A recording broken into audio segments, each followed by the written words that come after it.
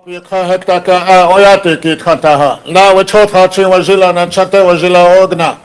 Ochikin kawakta kan len tako washte chetka wana bloketik. Wana mila haska. Okaso tapi hina okiksa pikta kana la. Oyatiki umblicha piktalo na ha. Wakip happy watch tapikta wichozanik talo na la platuki. Oyate ota taone pika hektaka. Tai huni na hektaka tawagalapi ka hektaka chaku yuashte chetka na ha le taku wagala kapi wagala ka wechasha wagala wiya na ha itacha wiya na ha wiya wabska na wa egne kapi na wechasha mazaska wa awakapi ya taku washte chetka hoki chapin talo na ha le ni wakapolo na ha le oate unshi kapolo hochi chapin takha Mitake obanzanek talo, mitake asi.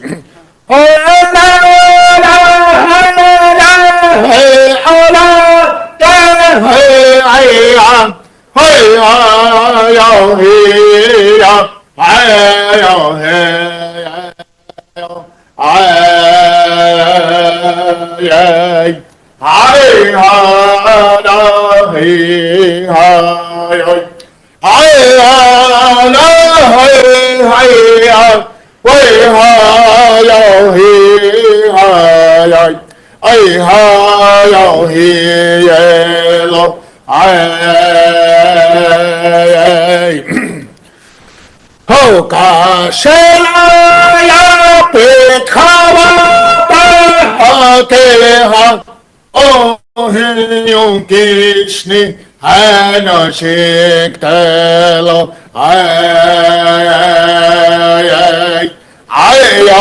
akhlate hay deke hay weche chagektacha lechamo velo yo Glory Apollo. We'll be live, Royal. Council, we'll go ahead and get started. I'll turn it over to Dr. Claremont. Honorees. Thank you, Madam President.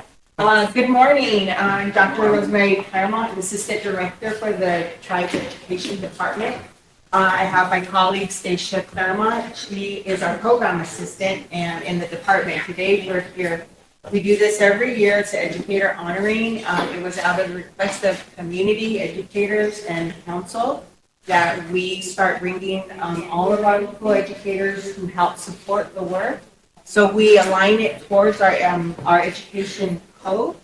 And so we're going to go ahead and get started so we don't take more of your time. And we're on the fly figuring out how to move them in and out. So just bear with us and we're going to do it very quickly. So good morning, President, members of the Tribal Council, relatives, educators, families, and guests.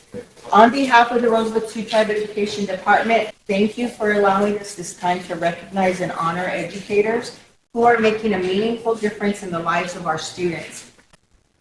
Today's honoring is grounded in three important purposes. First, we're here to recognize excellence, to celebrate educators who bring Lakota language, culture, identity, and innovation into their classrooms and learning spaces. Second, we're here to strengthen community by bringing greater awareness to the dedication, leadership, and advocacy of the educators who serve our children and families. Finally, we're here to promote health and wellness by recognizing the ways educators support student mental health, strengthen equity, and create a sense of belonging through relationships and cultural teachings.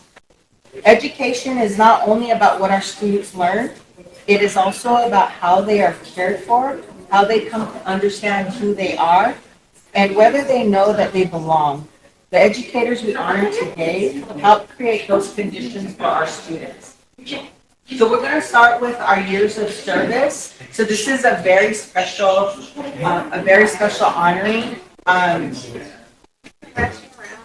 Years of service represent much more than time. They represent commitment, perseverance, relationships built, lessons learned, and generations of students whose lives have been influenced along the way. We recognize these educators for their continued dedication to our students, families, schools, and communities. So our years of service go to Lydia Whirlwind Soldier, who has been an educator a long time.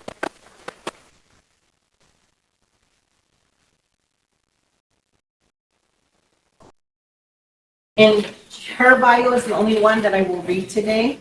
Um, Lydia Whirlwind Soldier is a Lakota speaker and enrolled member of the Rosebud Sioux tribe. She has a master's degree in education administration, a bachelor's in elementary education, and an associate's degree in Lakota studies and language. She has worked 30 years for Todd County as a teacher, administrator, and Lakota studies coordinator. Lydia has been on several different South Dakota education committees to ensure that our tribe has a voice in the education of our children. She has 3 poetry books published. She's written educational articles for 19 different publications. Lydia was a member of the Ocheti-Chapulin Education Committee that created the Ocheti-Chapulin Essential Understandings and Standards to be used by schools across the state of South Dakota. Her goal has always been to restore Lakota language and to help ensure our children are taught about their history and culture. So, Lydia Whirlwind Soldier.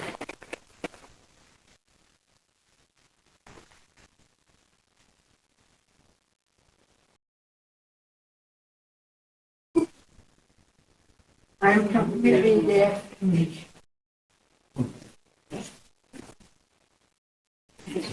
I'm completely deaf, so I don't know what the hell is going on.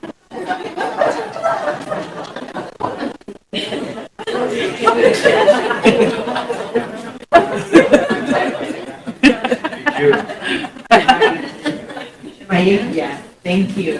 And after we're done with the presentation, we are serving stew, mojaki and fried bread and drinks outside here in the hallway, which you are all welcome to. And council is receiving the booklet that was created. It has all the bios in there. They wrote their bios. So we made no modifications. We want to honor what they felt they wanted to share with you all. And so we just try to organize them by the categories. So thank you. The next category we're going to have is the language and culture. We have 3 recipients in this area. And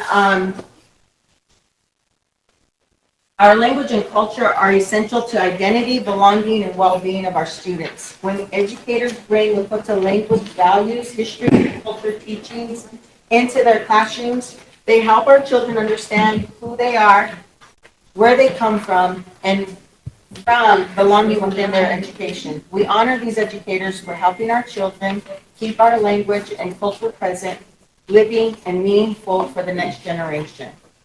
So we have 3. We have Christy Redbird, Marla Goldberg, and Gabriel Gabriel.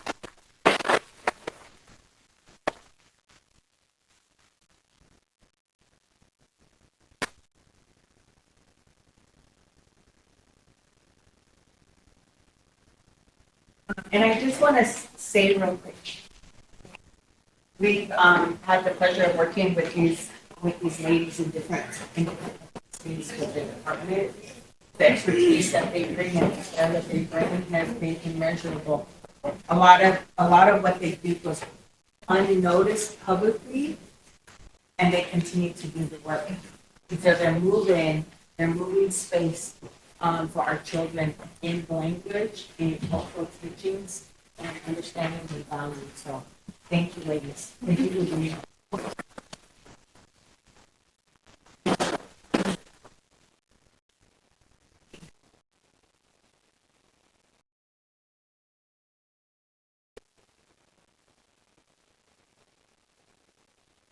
Okay, our next area is partnerships.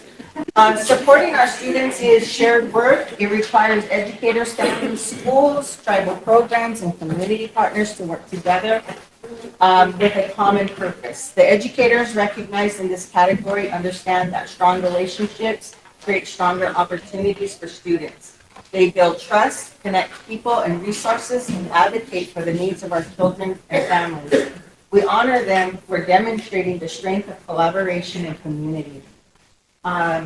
And so in this category, we have Sage Fastdog, Danny Walkinsville, Louis Krogman, Roberta Bordeaux Long, Tara Harrington, Stephanie Higdon, Keely Eagleshield, Lydia Yellowhawk, Josie Green, and I want to say real quick, as they're slowly making their way up, all of these partners, I didn't name their organizations, but they consist of all of our local schools. We have 3 superintendents here. We have 1 head of school here from our immersion program.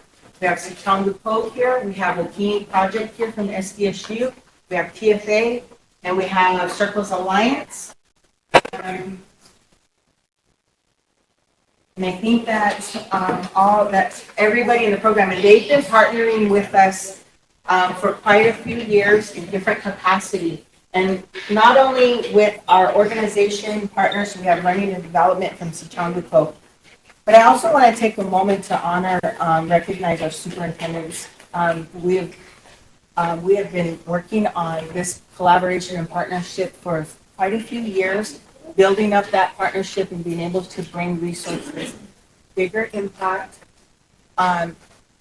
This idea of like we're all trying to get to the same goal with our children and families. So in this way, we can utilize our resources in a better way and reach more impact. So we also have 2 Lakota women here who, oh man, I'm crying for you guys. We have 2 Lakota women here who are sharing space. They hold titles, and they're the first in our schools in our local area. They're the first Lakota women to hold these spaces, and I think that's a high honor for our people and for our women. It says a lot about what they've gone through, the experiences, not only that, but I also want to honor the degrees that they had to go after. And it is not, going after those degrees is not always in a space that honors our identity. And so for them to hold space, share, and then partner with our department, the things that they do for the children that impact their organizations, I wanted to be in this space to share that out in front of you. The department respects that, and we respect the relationships that we have with our superintendents. Thank you.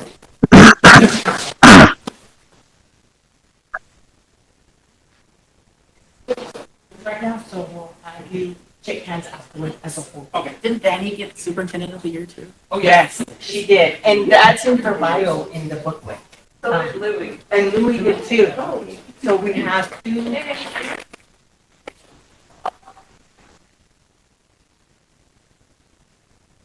Leadership that we have in our school right now is amazing. Thank you. Thank you all. Okay, the next, and I wish that we could have them all say something, because when we first started this, we were kind of able to do remote. We have 46 people here. And if our superintendents make a quick exit, that's because they do have stuff to get back to. So we are always so respectful but honored when they do share space with us. Okay, the next one is SIPL. So SIPL stands for Sichongu Indigenous Principles of Learning. We talk about, most of the time you hear what we're teaching.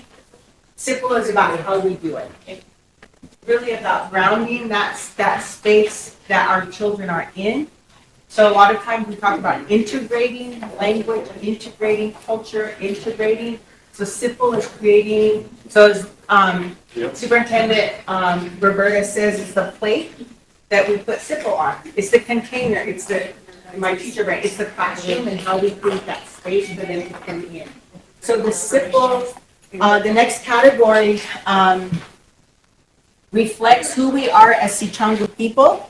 SIPL stewardship, SIPL supporters and stewards help bring these principles to life by creating learning environments grounded in relationships, belonging, identity, shared learning, and purpose. They are helping to move SIPL from principles on a page into meaningful practice that students can experience in their classroom and schools. We honor these educators for their leadership, their willingness to grow, and their commitment to creating educational experiences in which Indigenous wisdom leads. So this is a big group. We also have the stewards. So in this we have principals and educators, and then we have the simple stewards, and I believe the 15 was in my brain. Maybe I have a little more. The stewards are classroom teachers who practice this and then are continuing to help support it. And then they, at the ground level, have conversations with other educators, parents, community members who are interested in people and have questions. So the stewardship around that is very important to us. And I want to acknowledge Dan Sable. He's the one mastermind this wonderful stewardship and continues to lead that for us on behalf of the department. Thank you, Dan, for your wonderful wisdom. And he has a heart of people like no other. Let me tell you. So we're going to call them up. We have, and I apologize if I go fast. Why don't you have them walk this way and shake hands? Yeah. Okay, so we have, first I'm going to identify the simple supporters. These are people who are actually on the development team and have been from this stuff. And we are in year 7 going into year 8 of this development. And they hold 3 of them are principals within the school, and 2 of them are wonderful classroom teachers, continue to hold space in the classroom for us. Oyate Burnett, Terrell Running Horse, Leslie Crow, Dr. Kayla May, and Tate Hoppus.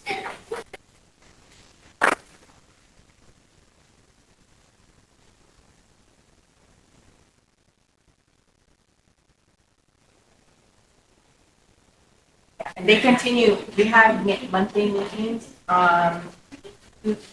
2 days for a month, every month with our consultant. And it has just.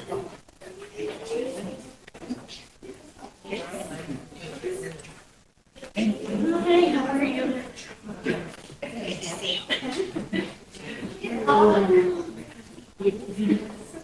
Okay, the next group are our stewards. All of them are wonderful classrooms, still holding space in the classroom, and we love this. This is the heart of education. Okay, if you all come up as I call your name. At first, I'm gonna mess up some last names. My English speaking time has a hard time with different languages, so I apologize ahead of time. I did try to practice in the fall. I'm nervous now. So, Charlene Arrow, Colin Whirlwind Soldier, Rebecca Raw, Aiden Melandra, James Brookman, Mercy Calendar, Calendar, she said it for me in an English way, Calendar, Genesis Marvin, Francisco Martinez, Avery Martinez, Racel Hugo, Teresa Bedaria.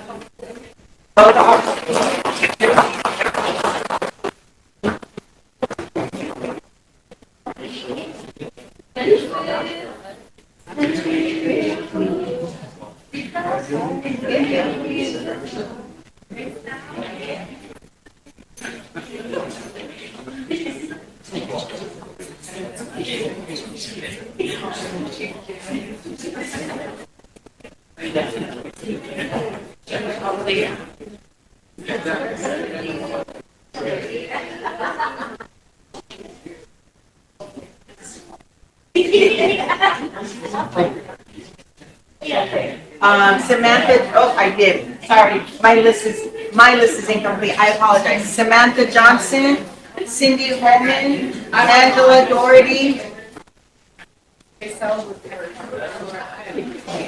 and Lorna Blackwell.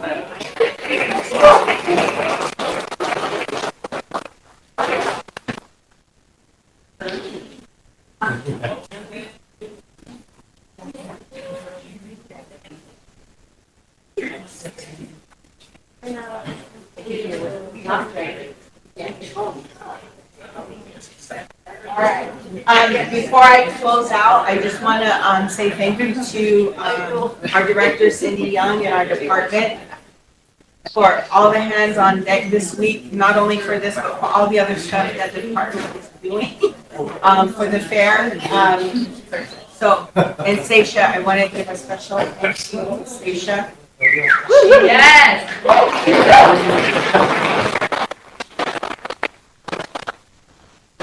Handles, a lot of the stuff that overflows off of my desk, and she does it with grace, laughter, care, and humility. And I want to make sure that she knows that she is appreciated, and I know that all the educators who work with her on behalf of our department love working with her. So thank you.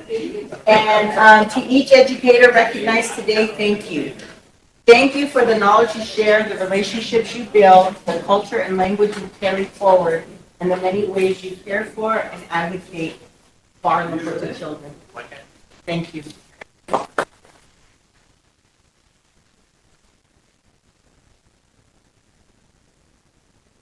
I was going to give any words. Totes. Tammy and Very powerful room right now with all this education and the sacrifice that it took all of you to get where you're at. Especially you women. I don't discriminate, but when it comes to the women, we have jobs that are 24/7, and that's being a mother. So thank you for your dedication for the people, for our children, for the future. And always remember that when you go home and you're exhausted, that means you're doing your job. Get money. When you can't wait to get home to just lay down and not plan for tomorrow, then you don't belong. And this is a part of your wellness because you love it. You love what you're doing, and that is part of your wellness. But remember, your mental wellness comes first. And I'm an educator also. That's where I started. So my heart is really dear here. And for all those that are supporting our Lakota language and our traditions and our way of life, keep doing it. We need to make a change here. It needs to be made now. So thank you very much. And for those that are far away across, thank you. Dedicating, you guys go far and beyond for our children too. So thank you. Thank you, all of you, very appreciative. Thank you.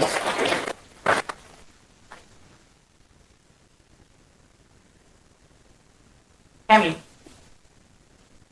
Well, it summed everything up that I pretty much wanted to say. Thank you for the education that you provide for our kids. And I also want to say thank you from the bottom of my heart for being patient with our children.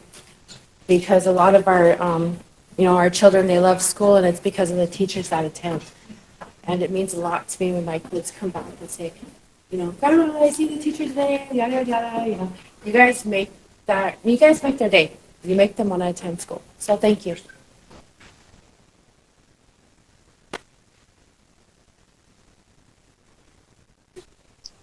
Say thank you to all the teachers and administrators, that are in this room and taking care of our children out there, educating them, making the sacrifices every year. I worked for Todd County School District for 3 years before being elected here, 18 to late 20. And you know what? A lot of people don't understand the intricacies of steering a ship that large and then working with that many students. And you start talking about reaching out to White River and St. Francis, there's 3,000 at least in the system working in education and the kids going to school. So I just want to say thank you for devoting your time and the commitment to educating the youth. So thank you very much.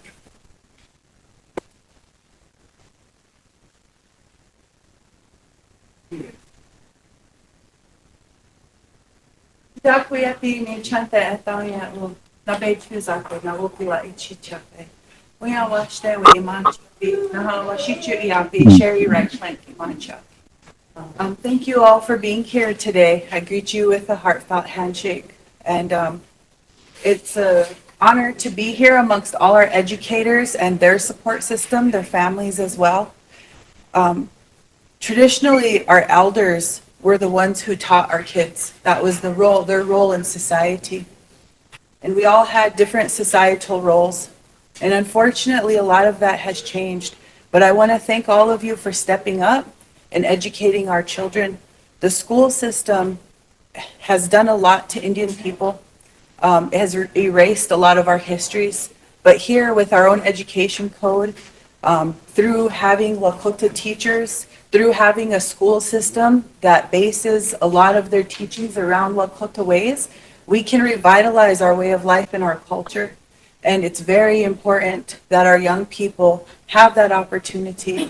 And I'm grateful for the school systems and to see the leadership being Lakota, overseeing our schools and guiding us that way.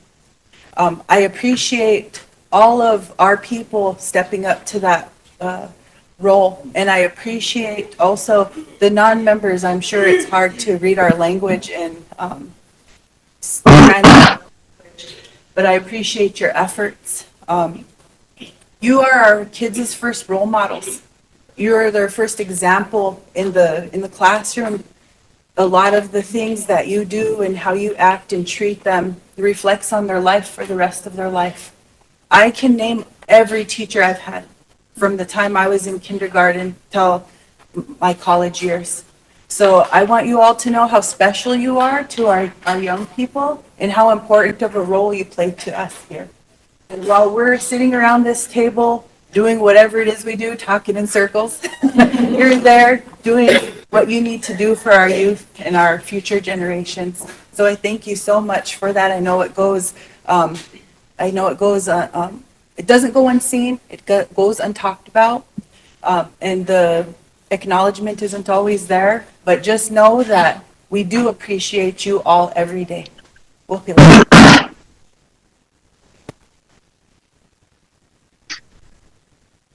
Doyle. We'll stand. Hale, leda, metriko toka paki, le ompa. Chalela, ila hekta ke waya wakata ya hekta ke hena wote ke hekta ke yistaya oktelo. Naha le hoch toska kolen hena ida oyate he. O waya op, you ka hekta ke tako washte chetka. Na oyate hugna. Walspe wakata wachao hapalo. Walspe wachaka hena ta chukupalo. Hata wake up here. Today, I want to say that my daughter, Lydia, is part of this group and taking college courses and being with her undergrad and her master's. College is not easy when you're taking coursework and putting your mind towards those courses and Miami University and UCLA. Hit that. Well, and being a father, supporting education, because at that time, your expectations of a Lakota are hard to come by. When you pursue your education, higher education, people don't think that our Indian kids are capable of pursuing those higher ed and knowing what it takes to take those courses and being away from home and pursuing her master's and going down there and having a lot of worry because LA traffic, auto traffic, it was hard driving LA. Being scared of how bad the traffic was. But I give a good positive the ones who educate the Oyate and have that belief. I know our education code, one of the things that I talked to Treasurer Boyd was language. We have fluent speakers here, but due to COVID, we lost a lot. The tribe is not a university, but with that code and maybe a course to teach fluent speakers that lesson plans, syllabus, having that way of classroom teaching for native speakers, because it's there where we still have that fluency and we still have speakers. But for me, Ola Kotapalo. We're deep down, everything about us is we're Native American. We're not Spanish, German, French, or Cree, or Crow. Ola Kotapalo. So I want to say that much and thank you for all your work that you do for the people. Thank you.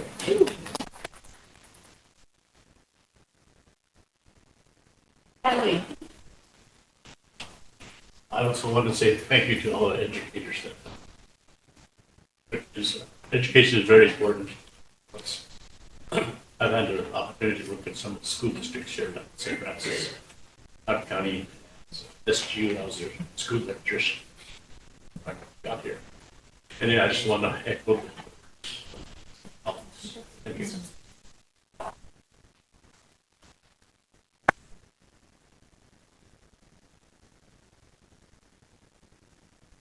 Ela Vitona Yahidna on a lead won't spend the time of the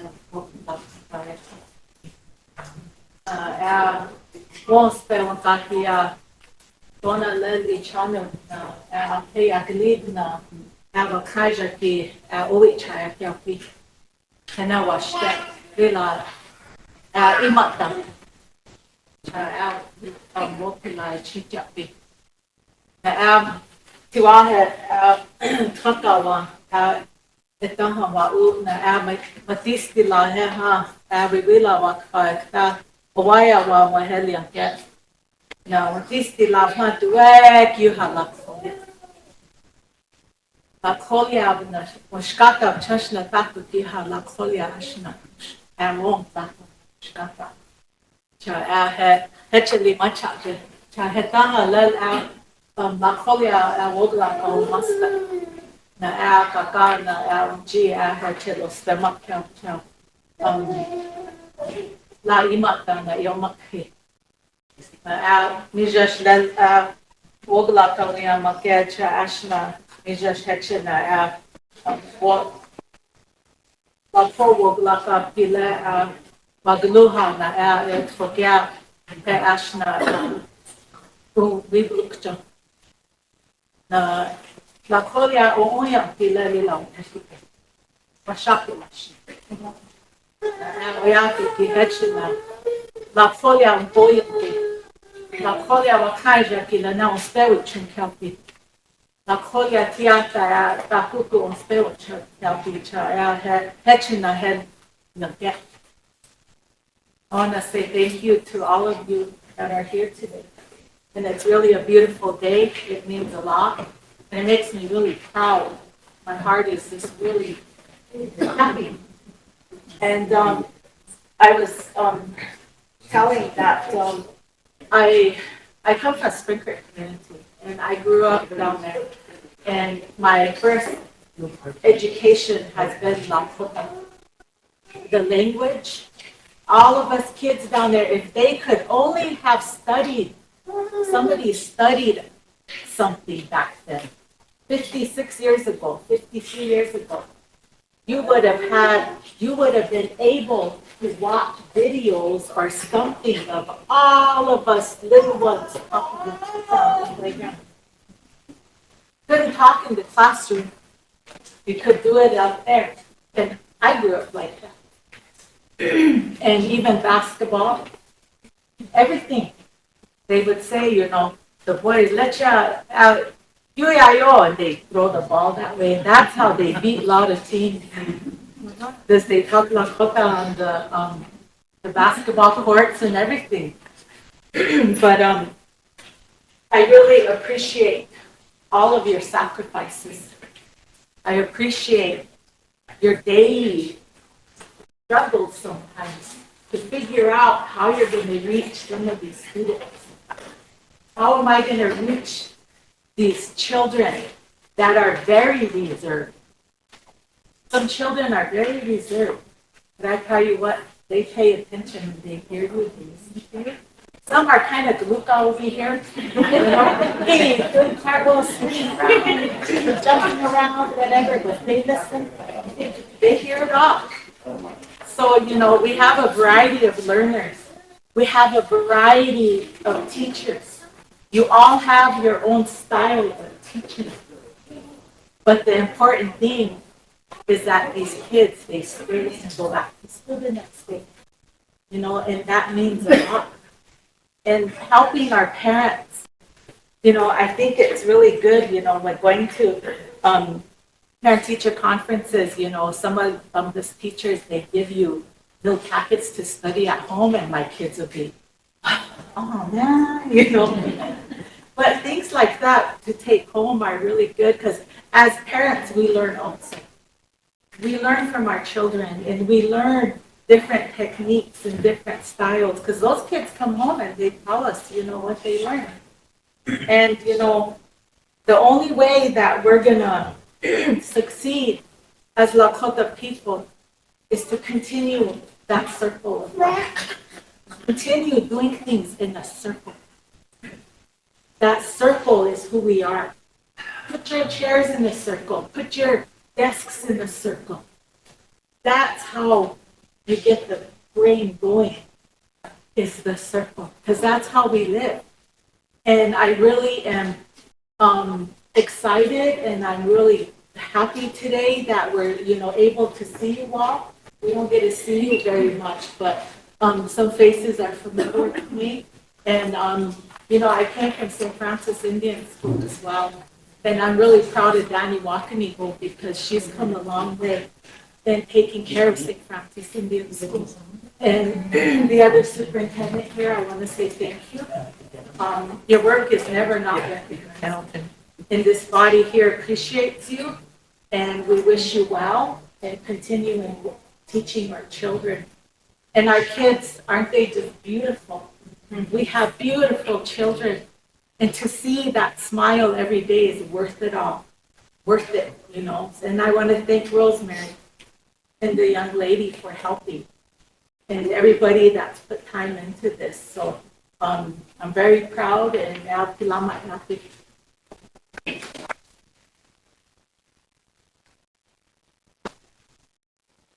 I want to thank Dr. Rosemary for bringing this honoring together for us today and recognizing all of our educators. And as Lila said, we got to keep our language strong. I know some of our curriculums don't include Lakota language, but we here as a tribe are here to help you, to provide resources. Just, you know, come and let us know, and I'm glad you all are here today. It's good to see your faces and see who our kids see every day. Folks, did you I have one last thing to say, especially to our listeners. A key part to education is our parents. So for the parents listening, you are the first and most important teacher. Our educators are here to help you build that solid foundation. So parents, please remember that. You're their first and most important teacher. Bottom line, so make it the best for your family and your kids. Thank you.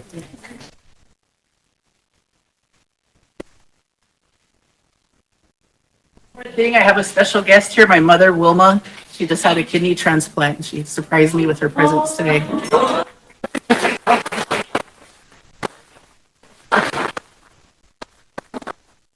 I bet you watched it. Were you happy? It's a beautiful day today with all of the teachers, the educators all here. I'm so blessed, I tell you. Ma'uspe, that's learning. That's been our people have always taught our children, our young people, our adults. They've always taught. And Ma'uspe is one of the very valuable virtues of our culture. And we're here survive today because of those virtues. Generosity, fortitude, bravery, and Wa'uspe. That's the main thing of learning. It starts from when you're a Wakaja through our circle, Uichimanikaha, our circle of life, 4 directions. So we come in the south direction, we're born, and then we go to the west, north, and east, and south. I'm starting to be in my east direction now as the older I get. And so I'm so blessed to have you all here. And education is something so valuable and always learning.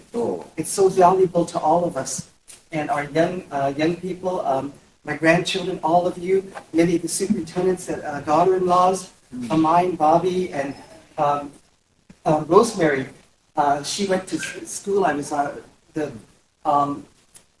higher education scholarship officer, and Rosemary was one of the students then that I, many of them students, I didn't even recognize her when I saw her a couple of years ago, but I'm so proud of all of you educators. It's a challenge and it's work every day. You do your studies at home, for the students, and I'm so proud of all of you. My granddaughter also being honored, and it's something that's I hope will happen annually, is to continue to honor all of our educators. Thank you. You have a good rest of your day. Thank you.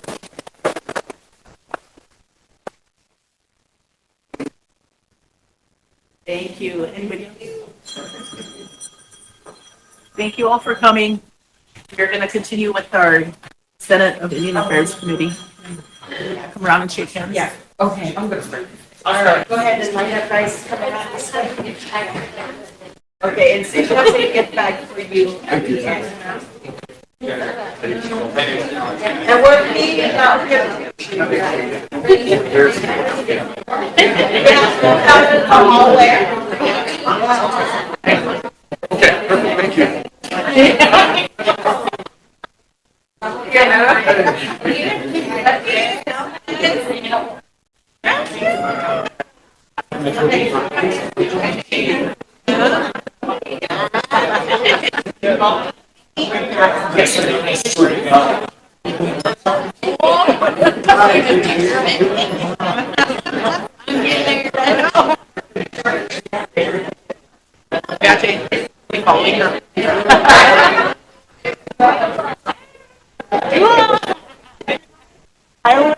She's home recovering.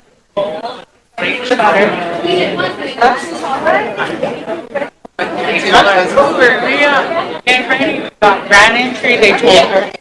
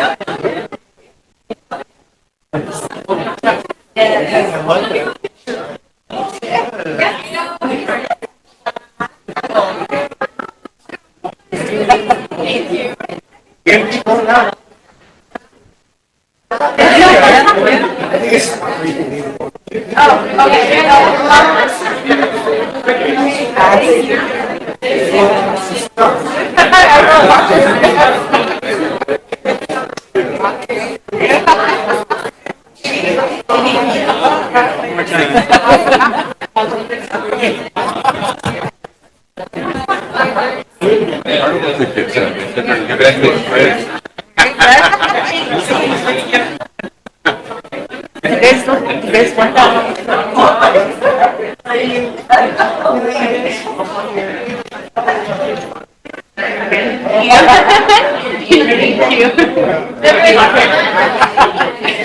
Thank you.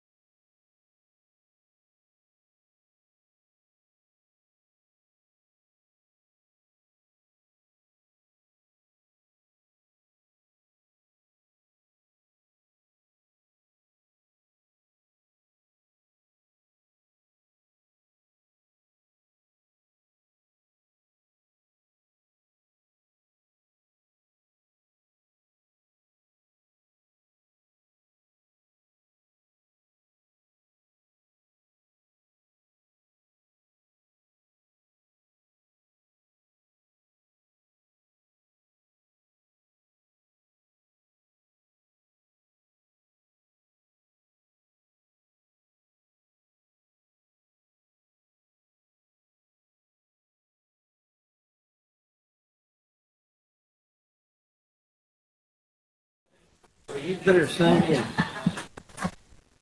We have, That's the truth. That's what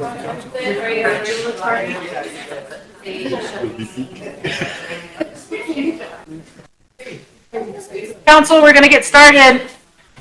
They can settle down. We have enough for quorum. We don't need a quorum for the hearing. So once we get a quorum, then I'll call it into order, but I don't know where everybody is.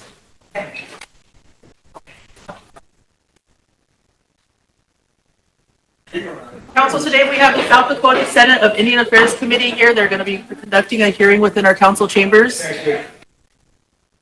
Ross, do you want to go over how their procedures? Yeah, I'll get it kicked off once we open up the meeting. Okay, that'll be fine.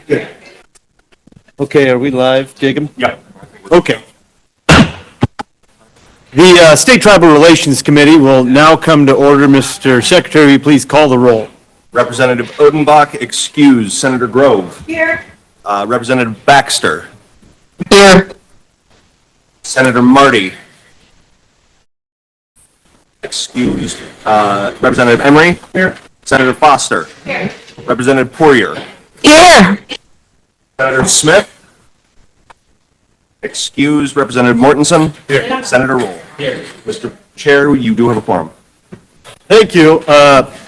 My name is Will Mortensen. I come from Fort Pierre. I'm a member of the Cheyenne River Sioux Tribe.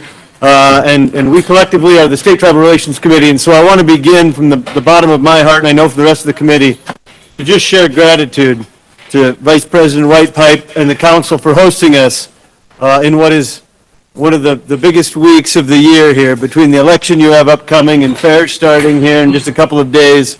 And what a beautiful territory and lands you guys have to offer to us to come visit, that we might do the work of this committee. And so before I begin, I want to just tell you what the work of this committee is. This was created only about 10 years ago, the State Tribal Relations Committee, so that the legislature may help to be a conduit to state government. And that the tribes, that to the extent that tribal governments and tribal peoples choose, can stand shoulder to shoulder with the state. We do not have the same relationship with the federal government to the state. We recognize the areas of sovereignty among tribal nations, and we view it as an exercise of that sovereignty to stand shoulder to shoulder and find areas that we can cooperate and that we can have open lines of communication. For all of state government, understanding that we're the legislative branch. We don't operate the departments. We are not the governor. We're the legislature.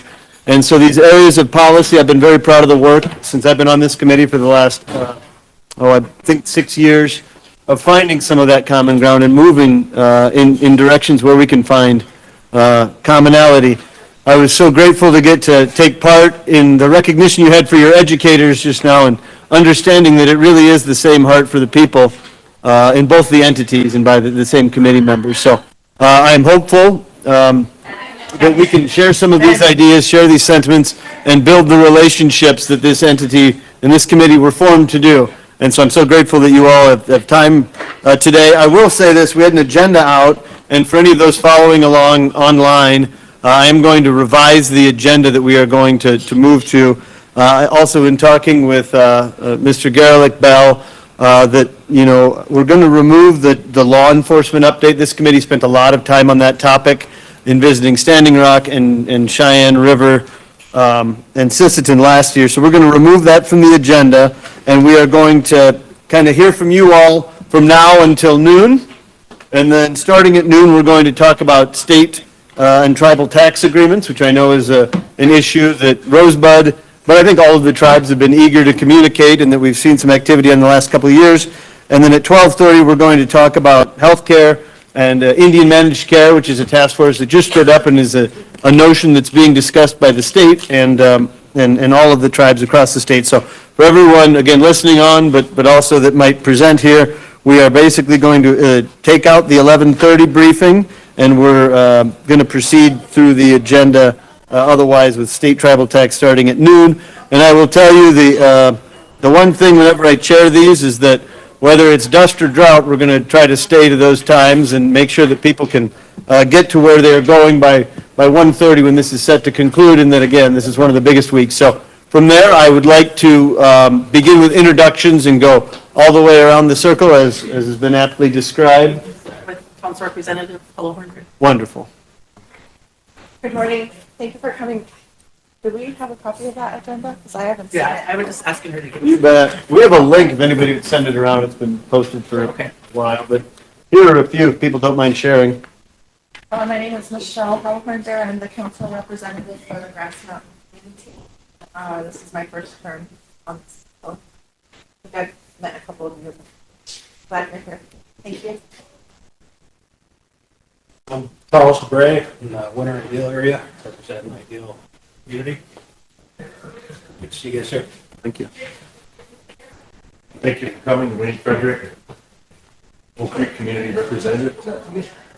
You caught me on my way out. One more week in office. Okay. So now you'll be untethered to say what you really think. Didn't stand with tonight. Perfect community. Honey. Final turn. Good morning. I'm glad to see you all here and welcome you also. My name is Mary Little Thunder and I'm from the Far West Community of the Reservation of Covey. Nice to see you. Thank you. My name is Lila Pilsenside, and I'm a representative for the Spring Creek community, one of the smaller communities over at North St. Francis. It's good to have you all here. I welcome you to North St. Pride, sitting with one of our own over there, Eric. But it's good to see you all, and I'm thankful you have a productive day. It's good to see what you guys do over there too as well. Appreciate it. Thank you. Good morning. My name is Tokuan, and I'm the council rep for Antelope Community, the largest community here, and very thankful that you're here. This is a meaningful morning, face to face, and we get to actually address you with some of the issues because it needs to happen more often. It really does. Then maybe things will move a little bit more quicker for our people on the reservation. But thank you for coming and thank you for listening and sharing your time with us. Good morning. Thank you for being here. My name is Emily Boyd-Wanda. I represent our Carmelie community. Sorry, hope you can hear me. I just agree with my colleagues here. I think this is a really important time for us. I think we heard a lot this morning about sharing spaces, and I think this is literally an opportunity for us to share space. Oftentimes we're here or asked, I should say, to join the space up in here or elsewhere, and I think it's really meaningful to take the step to also join you and welcome you to our nation and welcome to our space. And hopefully it's just the first of many. So thank you and just welcome and safe travels home. Good morning, welcome. Good to see you all here this morning. Shout out to my blood relative over there on the end, Miss Eric. And again, good to see you. Thank you. Good morning, Councilor Talon Wilcox for Social Community. Nice to meet you. Good morning. My name is Sherry Redpoint from the Rosebud community. Thank you for being here today. Yeah, took there was in the pictures below. I greet you with a handshake from my Chatan. Good morning, and Royal Yellow Hawk served on this body from 2008 to current, and took breaks here and there, but there's times where I visited during Dugard's administration. We went to the mansion and had supper with Dugard, and also worked with Flute on the when he was Tribal Relations Tribal Chairman's Association. So when it comes to state issues, my bloodline comes from Hidog, Shukabaloka, and here's a prominent leader amongst our people. Believed in traditional government. There's a structure that our people had, and then when it came to laws, WOPKE, that's what we call law. We have our way, our people believe. And then, so when it comes to state tribal issues, I know you're familiar with Knipe, the Knight versus Rosebud Sioux tribe, Democratic governor at that time, took 5 counties from our tribe. And so I look at that as ways that we can talk with the state and tribe and have that mutual relationship. So I'm going to welcome and thank you for coming. Good morning. Welcome. Very glad that you're here to take the time to meet with us. My name is Wayne Boyd. I'm the treasurer for the tribe. And we have a lot of issues that we need to discuss. And I hope this is the beginning of several meetings so that we finally get to a point where we meet. We met with the governor last week and we had a discussion. So this is time. And I've been here a long time and we have a lot of governors, a lot of committees. I hope that these ones can be different, that when times do get tough, that people won't stop coming to meetings. They continue to get through the hard part, because what impacts you, impacts us, impacts us. Welcome. Glad to see you here. Good morning. My name is Tanya Marshall. I'm the secretary. I've been here for about a year, a year to go. One of the things that I've, in my experience here, the hardest thing to do is get business done because of our elections. You know, people go out of office or their terms end and everything. So that was one of the things I wish I could see, you know, change where our terms are a little bit longer. So the things that we work on with all of you can get done. But it was good to see you. Nice to meet you. Good morning. My name is Lisa Whitepipe. I'm the vice president of the Rosebud Sioux tribe, and I'm very honored to have all of you here in our chambers, the Senate of Indian Affairs Committee. I think this is a very historic moment. I don't think the committee has ever been here within our chambers to have an actual hearing. And as far as I know, I don't know, Wayne, my family goes pretty far back in tribal politics. I don't know if you've ever had a committee here. No. So this is a very historic moment. And I hope it builds a stronger relationship between the tribe and the state, and we can work together. So thank you for coming down here and visiting us and seeing what Rosebud is about. I don't know if you've seen any of the storm damages, but we did get hit with that pretty hard storm. So, thank you all. Thank you,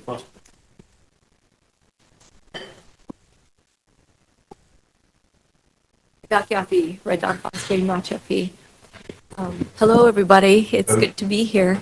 I used to work in Sichongu land, as we refer from Oglala.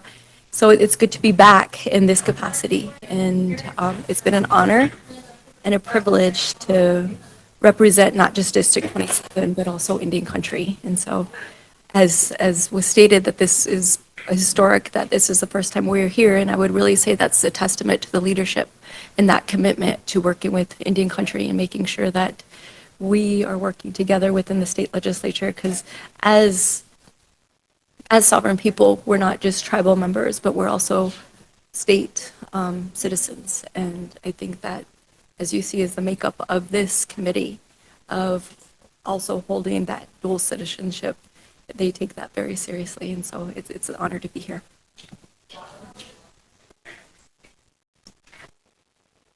Good morning.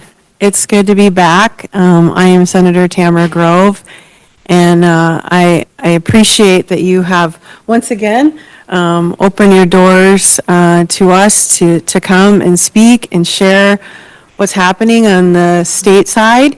It's been a true honor getting to serve each and every one of you as your state senator, and hopefully today we can have some really open conversation, and I pray that more solutions come to build the bridge between the state and Rosebud and the other reservations in South Dakota. So again, thank you for allowing us to be here.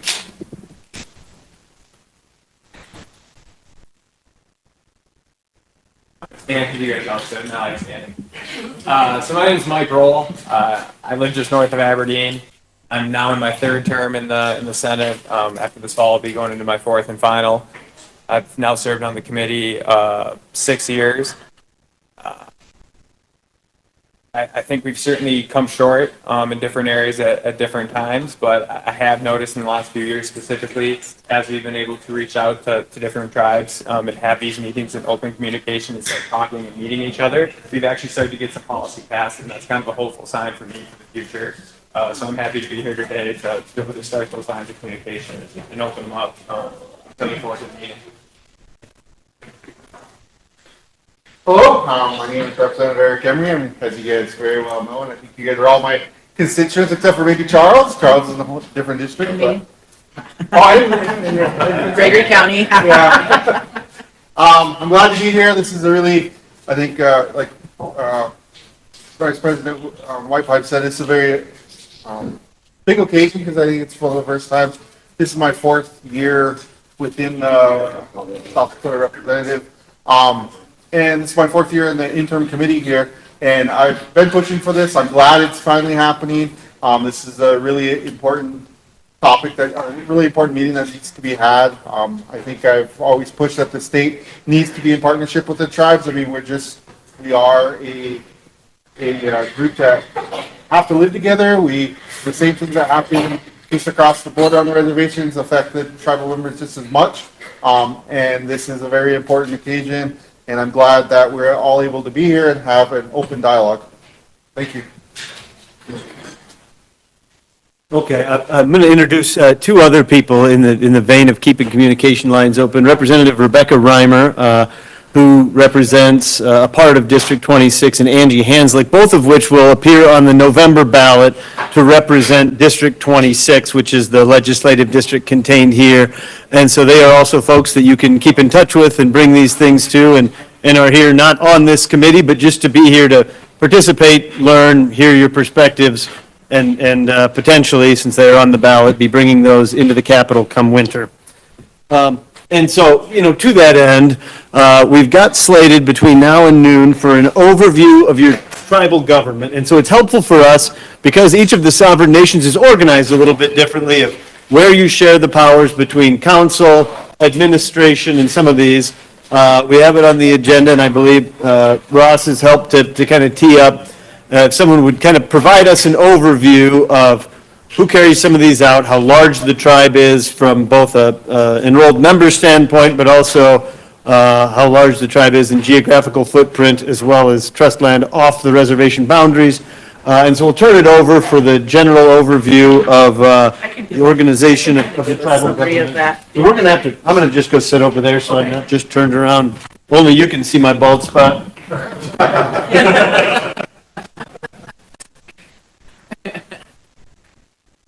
So the Rosebud Sioux tribe is one of 9 tribes in South Dakota, and we cover over 5 counties: Todd, Millette, Tripp, and Lyman, Gregory. We're close to almost 1 million acres in land, and we have about over 38,000 enrolled tribal members. So our tribal government, we do have our administration, our president, our vice president, secretary, and treasurer, and we do have 20 council reps that represent 20 of our tribal communities within our tribe, our tribal land base.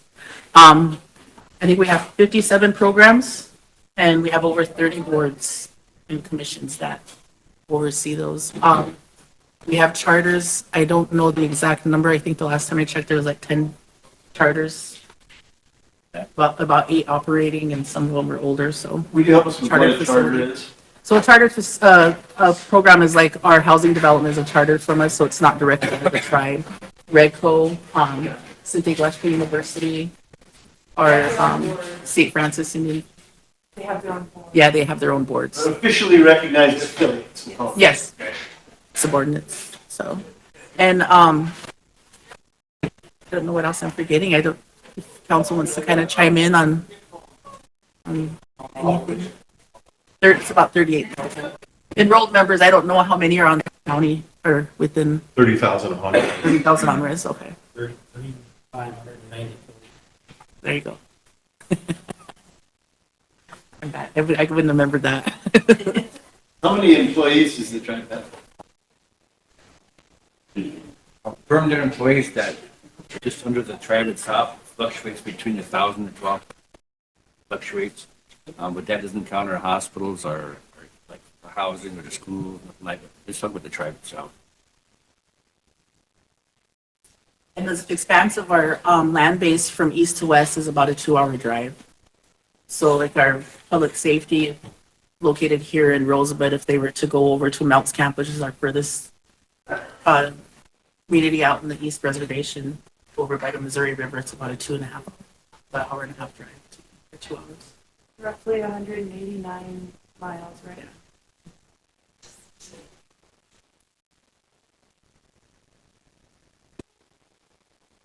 How long are your terms? We have three staggered terms, 2 3-year terms.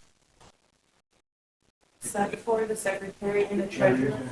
Those have 2-year terms for the secretary and treasurer. And the council president, vice president have staggered terms and they're 3 years each.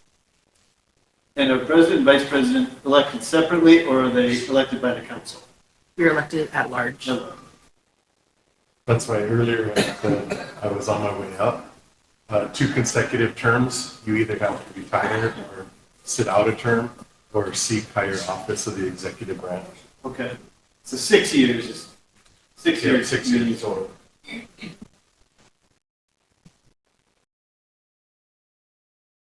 Any other questions of the committee?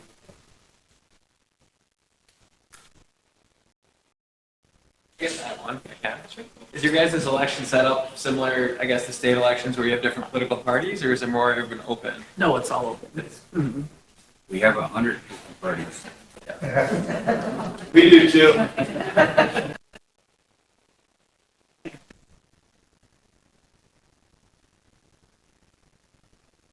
Yeah, the overview of basically. Yeah. Yeah.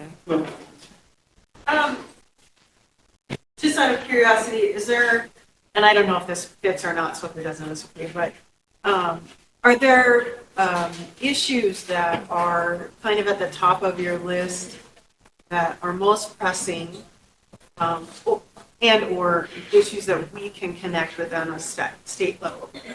And we prioritize our issues. I think our most number one issue is public safety, homelessness, childcare. Yeah, we have healthcare. Yeah, we have each one of our council representatives kind of take an issue and advocate for that.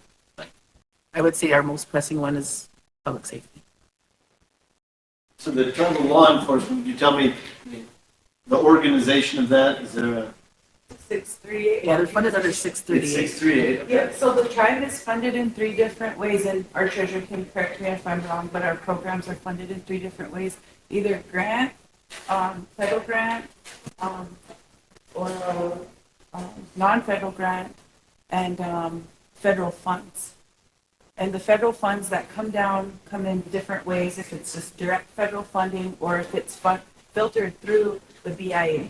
And some of those BIA funds that we get are 638 contracted, which means that the tribe's overseeing the contract, and that's the instance with our law enforcement. Okay, and that's when you say 638, that's then it's partnership BIA. Yes. Yeah, they were former BIA activities that the tribe under 638 law took over and manages. We currently manage it. And there's 2 ways you can do that. We could either compact or contract. And the difference is contracting, we follow the same contract that they created for the original BIA office when they were operating it, and we maintain it. And then if we compact it, that gives us the ability to negotiate the parameters of that contract. Emily. I just wanted to add a little bit aside, I guess, to the issues that were brought up. I think, like the state or like the nation or like a lot of nations, we have same priorities as far as our people, right? So you have healthcare, you have education, you have transportation. I think that's one of the biggest ones right now is just the need for local transit or local transportation, because a lot of these basic things that we don't think about often really connect to a lot of these bigger pictures, and they help alleviate some of the stress all the way to the top. You wouldn't think that transportation needs would affect healthcare, but it does. So you wouldn't think about some of these connections, and they are. So I think thinking outside of the box, as cliche as it sounds, I think is really important. But that also leads to another, I guess, thing for our tribal nations to be mindful of is all of the things that we normally see about funding and the state relationship or government relationship has to do with funding existing structure and existing things. And for tribal nations, many, if not all of us, are in a big transition right now where we're trying to bring who we are as people up and move it along and adapt and evolve of who we are. So it's not, we don't have to visit us back in our teepee days. We can bring all of that information and all of who we are into who we are right now. And a lot of people like to call that nation building, but we don't often understand what all nation building entails. And so for grants and funding sources and relationship building to be really meaningful, we have to start there. We have to start with the people, and we have to start with what's working, why isn't it working? And that really boils down to what's our true need. And we're never going to be able to address the true need if we don't have funding for assessments, if we don't have funding for our own internal structures, reorganizations, however that's going to look like. That's what a lot of funders, shy away from. A lot of partnerships kind of shy away from that, but that's really what's needed in order for any of these relationships or funding avenues or anything to be meaningful, is true nation building, and that is going to take time. So that's why when I did my introduction, I really appreciated that you are here, because that shows you're willing to do the work, and maybe hopefully understanding that it's not a one shot and you're done, that it's a long-term commitment, long-term funding, long-term partnership, long-term collaboration. So I just want to say, like, it's more than just, healthcare, or it's more than just law enforcement. Those are important, but it's also the reconciliation. It's also the acknowledgement of our history, and how can we acknowledge that to move forward so we're all moving forward together. Thank you. I want to add to that, I don't know, at the Nuts in USD, and they talked about federally recognized tribes, state recognized, and corporate tribes. You guys understand that where public law 638, and then on court systems, police departments, and you have the 280 tribes, the smaller tribes. There's a coalition of large tribes where land base, population, bigger tribes. So the bigger tribes are Rosebud, Pine Ridge, and Cheyenne River. You have the smaller tribes, Oak Creek, which is maybe the size of Oak Creek, the same land base, maybe membership. So you have those smaller tribes, you have the larger tribes. So we're part of the three tribes. At one point, the larger tribes moved away from National Congress of American Indians, because you had all these smaller tribes. You had the Alaskan tribe, maybe 8 members that had the same vote as the larger tribe. They would get a lot of their legislation, and they would get a lot of that federal funding.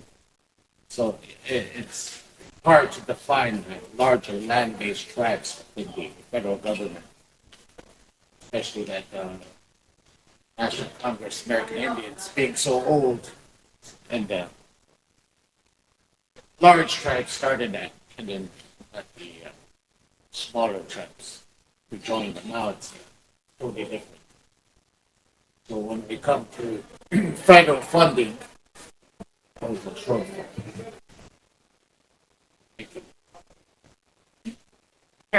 Thank you. I just kind of wanted to back up a little bit. I wanted to make sure that it's understood that the council as a whole makes all decisions for the tribe. And one of the things that we always have a hard time with is a lot of people assume that because there's a president, the person who can say yes or no for the tribe. that the president serves like our liaison and has to get the authority from this council, nor can any one of us act independently on our own without the approval of this body. So I just wanted to make that clear that the decisions that have to be made here. We meet 3 times a month, and we have several committees in those committee structures. They are over social services, judiciary committee, governmental affairs, which is where we draft our legislation. We have our health board. What am I forgetting? Everybody? Economic Development Committee, Land and Natural Committee, Budget and Finance Committee. So we have several committees under the council that meet throughout the month, and the council convenes 3 times a month to finalize whatever legislation we push through those committees. And, I also want to say a lot of our big problems that we have here are, like my colleague, Councilman said, is it does always come down to funding, because the federal government spends or allocates money, and a lot of the 638 funds comes from the president's discretionary funds. And not only is it the original federally recognized tribes, the state, and the corporate tribes, but also Alaska. So when it comes to housing needs, when it comes to all these needs, there's always one same pot of money, and we're all fighting for more. And there's never any more that can be found for transportation, for healthcare, for housing, whatever it may be. So one of our biggest issues there is that, and I would just like to end with saying that one day I hope, and this is a pie in the sky, truth and moon dream, but it would be amazing if the state of South Dakota acknowledged and recognized that the Black Hills are ours, and that there was that it was taken illegally, and that we never accepted the settlement money for that, and that all of the tribes in the state should be privy to a percentage of all the overall tax money of the state. You know, that's probably something that would make people clutch their pearls, but I feel it's something that is really helpful, and the tribes deserve and need a part of that. Speaking with one of the senators in a former conversation, we talked about the growth of South Dakota and how rapidly it's growing, and how some of the larger cities in South Dakota are ultimately making it almost impossible for people to survive if they live there. And I see that as a problem. I see it as a way to keep Indian people out of those cities. And it may not be the case, just the way I see it as a barrier for our people to live and exist outside of the reservation. The big ask, but that's one thing that I think would be amazing, is if the tribes could get a part of all of the tourism tax and the revenue that's generated from the state. Of course, yeah. Just a follow-up question, if I may. I guess in your guys' structure, when you bring things to the council, is it just a majority vote, or is it a 2/3 with money, or?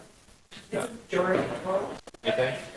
There's a few things. Except on Or is different issues? Yeah, if it's an ordinance, it depends on, yeah, depends on the issue. Yeah, each ordinance has different requirements. Some are 2/3.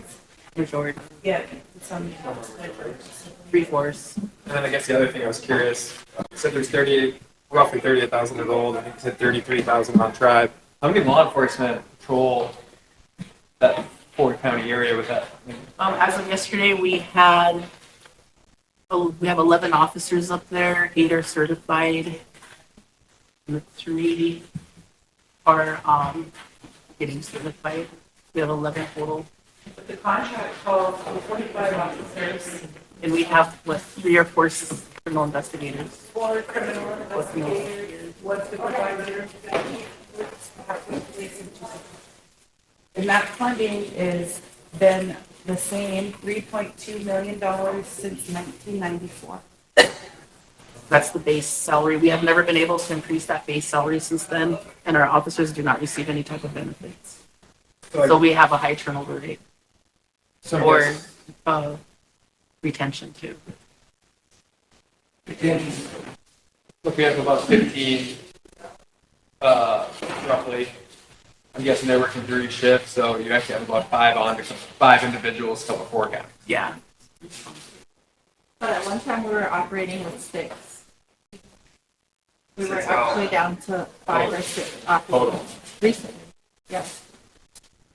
And I guess when that stuff happens, is there different communication lines with the state on being able to partner if you guys needed help or Most requested help from recently, the I've agency? partnered with the Bureau of Indian Affairs and contacted their Justice Department, and we had, I think, 5 DI officers come down.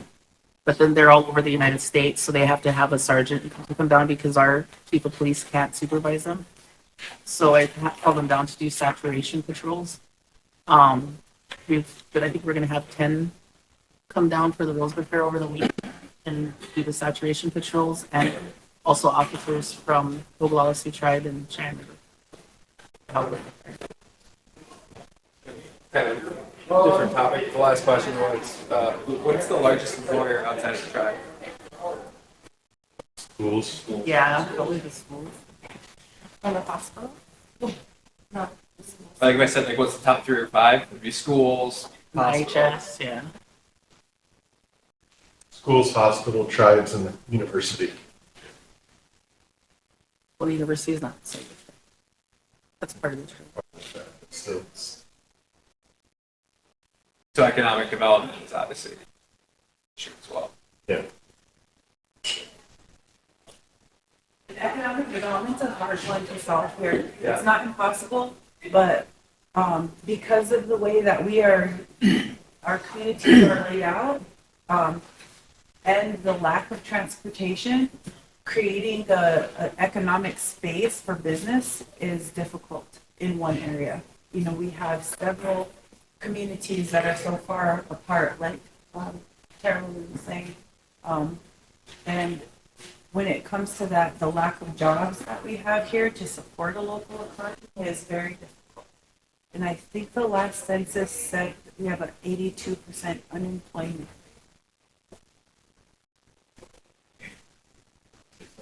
Please. Yeah, when it comes to economic development, I know that's kind of down the line, but we have a tough time speaking to the federal government in respecting our sovereignty. And I think that the relationship, I hope we can build better in the future with the state as well, because we have to live and walk in a duality as tribal members within our own nation, but also crossing imaginary lines and living and having to operate within state jurisdiction. So then we've balanced that over the years that a lot of people have kind of understood. But when it comes from the state to the federal government to the tribes, they can have to consult us, but we're still not fully consenting. And that's always been a problem. But with the state, there's still this imaginary hardcore line that I hope we can break in the future and get rid of it, is that we don't even get consulted. Therefore, we can't even be consenting or come close to. And when it comes to economic development, it should be both ways because it's all within the state sovereignty. And when it comes to economic development in general, there are things in the makings with the state of South Dakota that we have no idea about, nor are we actually even looked at as being compensated or co-owners, co-operators together. Just one aspect, I'll say in general, is our water rights. We're within the state of South Dakota, but you're in the territory of the Dakota Nation. And we have we don't even get consulted when it talks about our water rights on the Missouri River, yet it's a treaty right that is put in place before the state of South Dakota. And those are things that are becoming a huge issue right now, where we're not even consulted about the movement and sale of water within the state. Yeah. Well, let me ask you, what is the, how how is your water sourcing right now? Well, we have a water code, and that water code regulates within the 5-county area, but. Well, what is the source? I mean, are you drawing?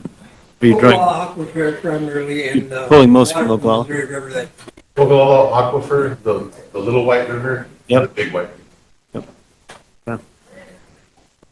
But have you been contacted at all by the folks from in the West River Water Project? I know they've been doing outreach for the last maybe 2 years. Have they come and consulted council at all? No. Okay. Would you be open? I mean, Except to tell us that it's going through to the west, that's it. yeah, I mean, well, and really, I think that they have been going around to local government units across western South Dakota to see if they want to partner and provide additional water access. Is that something you guys would be open to? What does it look like? That's, it's not coming to us. And so whenever there's that division, you're only going to get opposition right off the bat. So those are the kind of boundaries we have to figure out how to come together. Yeah, I mean, I think they're talking about building more like a water main stem, and then any entities that want to be able to access that would build an offshoot to serve your people and your lands and whatever. I mean. And there's also the issue of quantification, water rights, if you know, and tribes in South Dakota, obviously, because of history, were the original owners, if you will, I can put it that way, of the Missouri River, prior to becoming a, colonial. So, you have to see it through our eyes, in the history.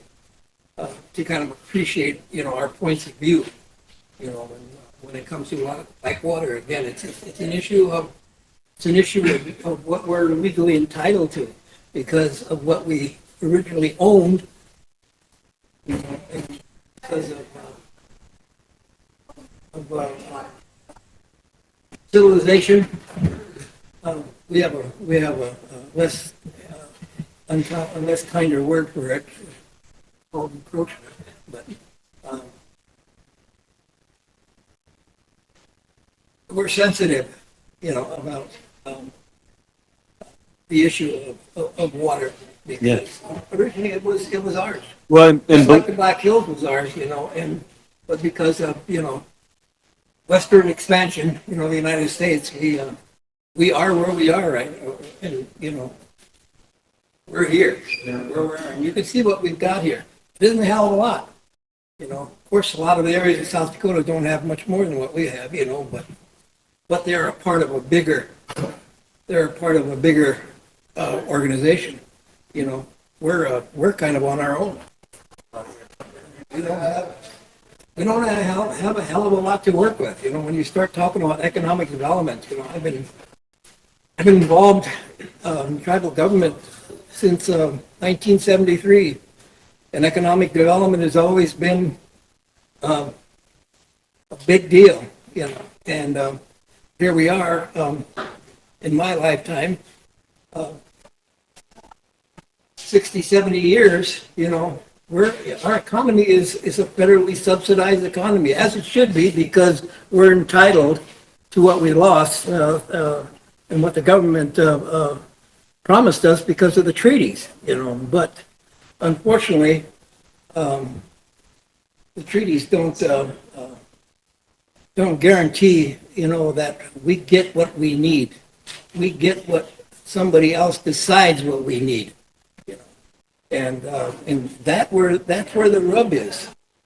And it's always been there, and it'll continue to be there until as long as we don't talk to each other, and try to reach common grounds on our problems and your problems and the problems that are created when we try to live together. Councilwoman? The bottom line is the equation does not fit for our people. Which equation? We need to do a needs assessment. We really need to go door to door and do an assessment, a needs assessment we're in a state of an emergency. Our president declared us in a state of an emergency our first year in term in October, and we need help. We haven't done nothing, and our crimes are increasing, and we need to go door to door to actually do an assessment and see how many families are using drugs, who's using alcohol, how many of our children have been molested. You know, our people are silent. You know, we need to voice more our health care. We're delivering babies in our emergency room because we don't have women's health. My colleagues mentioned it earlier, transportation. We're pulling from other programs to help with transportation. And we're having to fly out, maybe 4 a day, 4 or 5 planes constantly going. Then when we get them to wherever they go, sometimes it's a turnaround. Transportation again. Our people have nowhere to go once they're released from the hospitals, so they have to sit there and wait. You know, there's just so much we need like to fit for law enforcement. We need an equation to fit for our hospital. We've even passed resolutions on this floor to help with our hospital, and they've just been overlooked. You know, we are a nation, we are people also. And lack of funding, maybe if we do that needs assessment, go into every home, maybe that's going to help us with funding because we really need it. That's why we're not able to provide foundation for our people. You know, we're supposed to be making decisions around this table for the 6 generations to come. It's almost like we're in a crisis mode all the time, and we shouldn't be. We shouldn't be at all, because we should already know the direction that we're going in. But we have all these issues that we're having to deal with, and I'm very thankful you guys are here because you know what? You're taking notes, we're reading your body language, facial expression. I hope that there's follow-up on it because when we have other people come in and we meet with head of our hospital and stuff, they take notes, but you know what? There's never no follow-up on it. The same issues are coming back at us from the people. So this is amazing that this is happening today, and I hope that we continue to have these meetings and that we continue to have follow-up and solutions for what we're asking for with this dialogue today. But it's really, you know, it's been frustrating. This gives a little hope. Yeah, there's always hope. I think it's a lot like what Councilwoman Valandra said, where they're all interconnected. Now, this committee spent all of last year looking at the public safety side because the scourge of drugs and alcohol affect education and healthcare and, I mean, you go through every other single thing that happens in any community, whether it's on reservation or off. But if you don't have that public safety and if you can't beat the scourge of those addictions, you can't hardly move the ball in any of the rest of those directions. I mean, when we talked to President at Oglala, President Stars comes out, he said they used to have 100 members of their police force there, and now they're at several dozen. I mean, they've got more than 11, but they've got a lot more people in the area. But anyway, that part is absolutely staggering to me. I think it's an abomination that you have got the same level, and you've got 11 or 1,200 tribal employees. 11 of them are in public safety. I mean, it just, in a lot of those are strings attached grants that are coming through, and I'm just here to tell you, you can throw as much money as you want in some of these other areas. If you can't get safe public, safe kids, safe roads, safe moms and grandmas, I mean, a lot of the rest of it, I don't know. I don't know if it's attainable. You know, one thing that we've had a lot here is mental wellness is really important. IHS, everybody's doing the referral process, encouraging people to go there. It's pretty tough when you send someone into a room and turn the screen on. That's not how you get counseling. That's not how you do one-on-one. Or raise kids. So, yes, so that's really hurting us. But we And I want to give a shout out because SG is having their graduation Friday. We have 11, I think it's 11 that are getting their masters in mental wellness. So, we have those ones coming up, and we have a group of young ladies that have their doctorates, and they're really doing well here. But there's just so much to address, and I'm going to sit down, but we really do need to. Okay, we've got 6 minutes left, and I saw a hand here first. So take half of it and leave half of it for your friends, and then we're going to welcome up and get into the tax compact. Okay, thank you. I guess I wanted to say that one of the biggest concerns I have, and we all have our different concerns here, for me is economic development, because self-sustainability is so important. And that's where I want our tribe to be. I want us to be self-sustainable. I don't want us to have to be asking for funds from anybody. But anytime we have an effort towards some sort of sovereignty initiative, there's always roadblocks or there's always some conflicting things with the state. Let's take the fiber and the broadband infrastructure, for example. This tribe was awarded $48 million to do our own broadband. That has turned into exclusion from the state BEAD program to help further those efforts. There are things that exist through the SBA, the IEE, Hub Zone, 8A status, all of these things that exist around economic development. We really struggle to make those work for us, and working with the state as well as the office there. And I know that office has really gotten smaller. So then we come through and the tribes come together and meet with SP, Southwest Power Pool, and other people, and they start creating this corridor for a possible energy line that goes through all the tribal nations and across the state through all the reservations, which would generate some economic development. That ended up getting squashed as well. So I guess I just really want to say that the key to helping the tribes through economic development would help us to be self-sustainable, but supporting us in areas where there are something there for us, and really enforcing, some stuff among the state legislator and state officers where they have to have set aside money for Indian economic enterprises to purchase from reservation businesses and tribal businesses. Some of those things would be helpful. And one last thing that I want to mention, and I know it's kind of off topic, but we have a school here, and we have a dorm, and when those kids go to the dorm, their parents' EBT gets cut off because they're housed with the dorm. So then they're pulling their kids out of school so then they can qualify for EBT, and then re-enrolling them. And then once they get enrolled, they wait for a while till they get caught, and they're pulling their kids out again, because a lot of these people, that's their sole source of food is those SNAP benefits. So I just wanted to make that mental note, and thank you. Thank you. Senator Grove has asked for the last word before we move on here in the last, we've got about 3 minutes, and then we're going to move over to the secretary to talk on these tax agreements. I will be super fast, but when I was here last time, we talked about the legislative bills that we had carried and passed.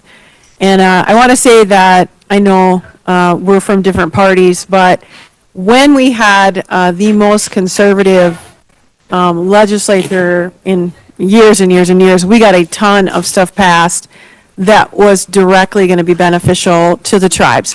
I don't know what it's going to look like in the next 2 years because that has changed, but one of the bills that we got passed, Pri Poirier, who is, I think she's still online, she carried HB 1232 on the House side, and I got to carry it on the Senate side.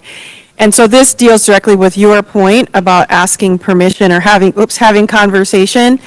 So I just make a mental note that there is a law that was signed and started July 1st, I guess, HB 1232, and it is to establish principles for a state agency to consider when formulating or implementing a policy or rule that has direct tribal implications.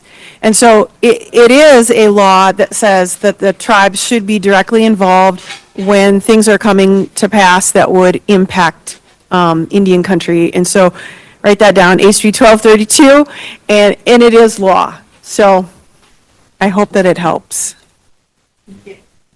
Thank you. Thanks for the perspective and the education, and as has been said a number of times, this is the beginning and introductions that can continue, and in a few of these topics I'd be happy to loop around with when we finish up today. But for now, we're going to turn it over to Secretary Mike Howdyshell. I have to say, it is an honor for our committee, but I think also for the tribe to have Governor Roden send his Secretary of the Department of Revenue down to talk about this. This is a topic that I know is kind of ever-present for the tribes, as well as for the Department of Revenue. And so the governor sent, honestly, the person in this administration who knows the most about this, who's been within that department for a long time and a high-level decision maker, somebody that I've worked with a fair amount and come to really, when he says something, it is the truth, and he's as thorough as they come. And so I think there's no one you could have asked for who would have a better perspective to talk about state and tribal tax agreements and compacts than Secretary Mike Howdyshell. Go ahead, we'll turn it over to you. Okay. Thank you, Representative Mortensen, members of the committee, Tribal Council. It's good to be here today. Mike Howdyshell, Cabinet Secretary of the Department of Revenue, was asked to visit with you all today about tax collection agreements. So how I thought I would approach my presentation here is to provide first some background on taxation in Indian country and some of the federal law that applies in this area that kind of guides how we look at these tax collection agreements. Then go through what is a tax collection agreement, the statutory basis of the agreements, and how the current agreements that we have in place with the tribes work. And then the last thing is touch a little bit on the issue with remote sellers. I know the last couple of legislative sessions, we've had a lot of discussions in peer about how remote sellers are treated, under the tax collection agreements. And so hopefully I can provide some good context on that too. And then open it up to any questions that the committee might have. Good. I'd ask you to get through the presentation portion in 15 to 20 and make sure we've got at least 10 for questions and dialogue. Yep. I'm assuming, Jacob, you're controlling the presentation. So really the starting point for this discussion and all the special rules that govern taxation within Indian country is, the federal definition of Indian country in 18 USC 1151. I'm not going to read the definition, but essentially everything that we're talking about that's controlled under our tax collection agreements apply to sales and purchases that are made within Indian country.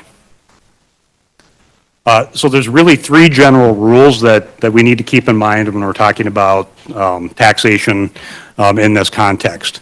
The first is that a state cannot impose a tax where the legal incidence of the state tax falls on an enrolled tribal member in Indian country under the jurisdiction of the enrolled member's tribe.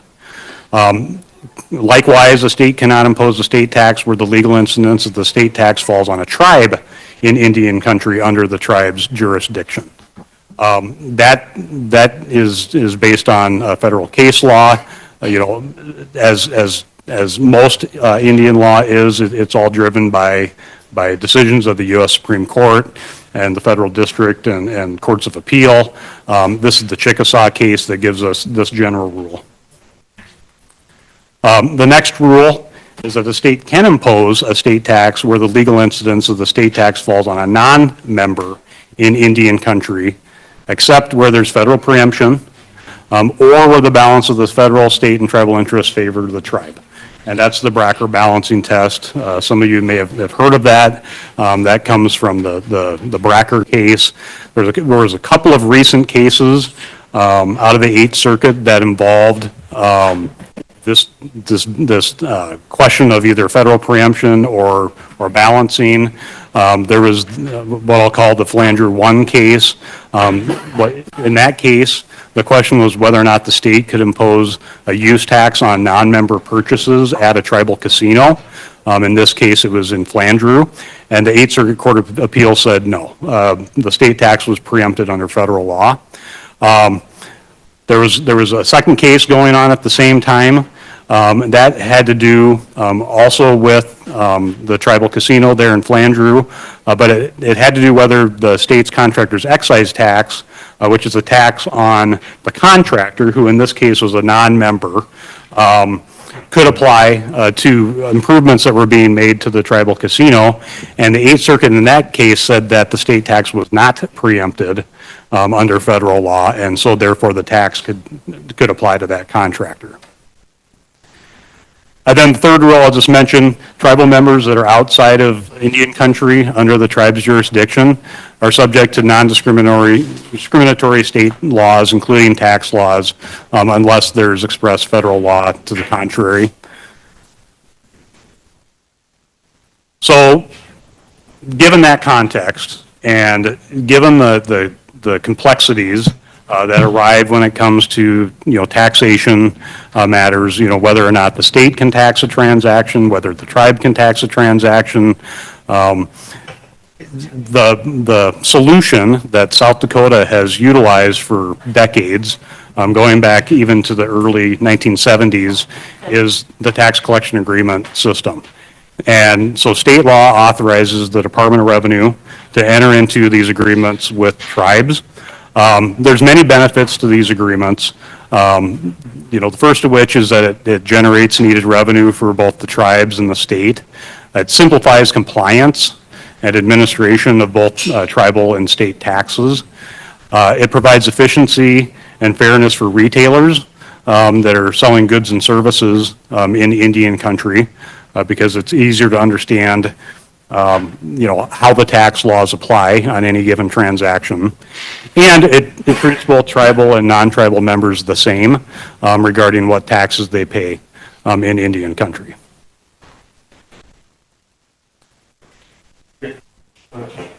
So how does the state stand on tax collection with the current agreements in place, like in the other 4 counties?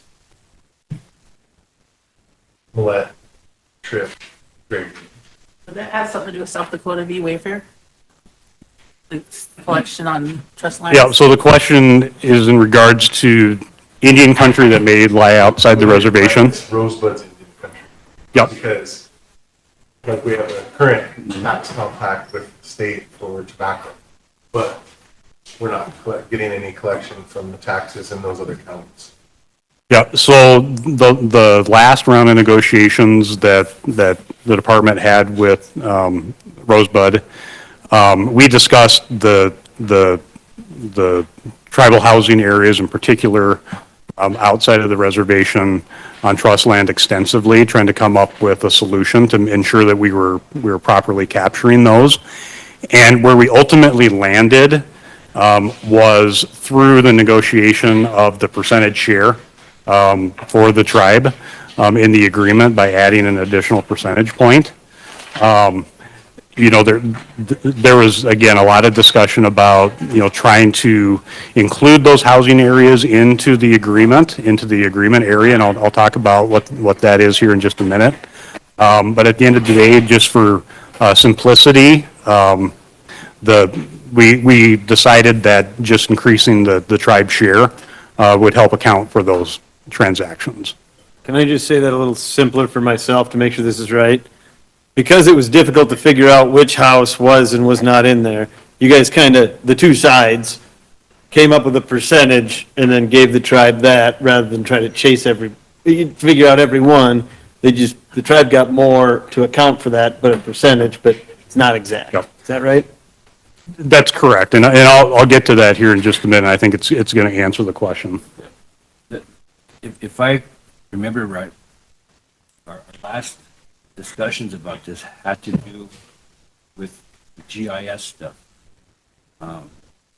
Our RGS system that has the address is different from the state's. So there are all these trust properties out there that we were trying to include in our agreement that the state wouldn't do it because we couldn't prove because our systems are different.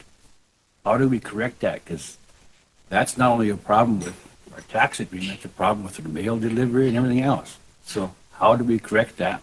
Let's just dive into that. I mean, go ahead. Yeah. Yeah, I mean, it's a very good question, and it's what we wrestled with for quite a while during those negotiations, as you remember. You know, we have to have good addresses in our system, so when the retailer is making sales in those areas, they know that they need to report that tax on their return, so we can ensure that the money gets back to where it belongs. And so there was some struggle there to line up, you know, the data that we were receiving from the tribe as opposed to, you know, kind of what our data was showing. And I think how we kind of cut through all that is just, you know what, let's just do it through the percentage split to account for that. So I'll go through, you know, the rest of this here, but I think it's going to answer some of those questions too. Are there any are there any instances of county consumption taxes in the state of South Dakota, like a city sales tax, the sales tax in the state of South Dakota, but a county sales tax? Yeah. Are So there any instances of that? So city taxes and whatnot. But, yep. So just this last legislative session, Senate Bill 96 was passed, which allows counties to, for the first time, have a sales tax. Okay. That has to be used for property tax relief, but that's up to the county commission on whether or not they want to impose that tax. And so that hasn't started yet in any counties. There's a handful of counties that have. So you're going to have to develop the technology to figure out who's entitled to what, right? Absolutely. Yeah. Yep. So it seems to me that when that happens, that may go a long ways in solving the checkerboard jurisdiction aspect that the tribes have outside of Todd County on trust land and, well, online sales, for example, that sort of thing. It could. I mean, Seems to me like technology is probably the answer there. But Yep, the better the data that we have, the better the address data, the better it works within the system. So one of the key points is that no two of these agreements that we have are the same. They're negotiated separately, you know, with tribal council. So they all have a little bit of nuance to them. But there's some general things that apply to all the agreements. They can be a maximum length of 10 years. That was recently changed back in the 24 session. Actually, that was a bill that came out of the State Tribal Relations Committee. Prior to that, the max term was 5 years, but now they can be 10-year terms. Instead of doing an exact accounting of state versus tribal taxes, this kind of gets to the question about the percentage split and the housing areas outside the reservation. What we can do is agree to a percentage split of the total revenue that's collected within the agreement area. And the agreement area is the area where we're saying any sales that happen in that area are going to be put into the bucket to get split up and shared between the tribe and the state. And so when we are discussing that percentage split, we are primarily relying on census data. So we look at population within the agreement area, and we determine the percentage of tribal member population versus non-tribal member, and we use that as the basis of the percentage split. Understanding that there's always some you know, shortcomings to the census data. We know that you know, in tribal areas, you know, historically there's undercounting on the census, so we take that into consideration. We take into consideration other issues like off-reservation housing that may be on trust land that's not captured in the census data we're looking at. And so that's all discussed during the negotiations to come to that agreed upon percentage split that's part of the agreement.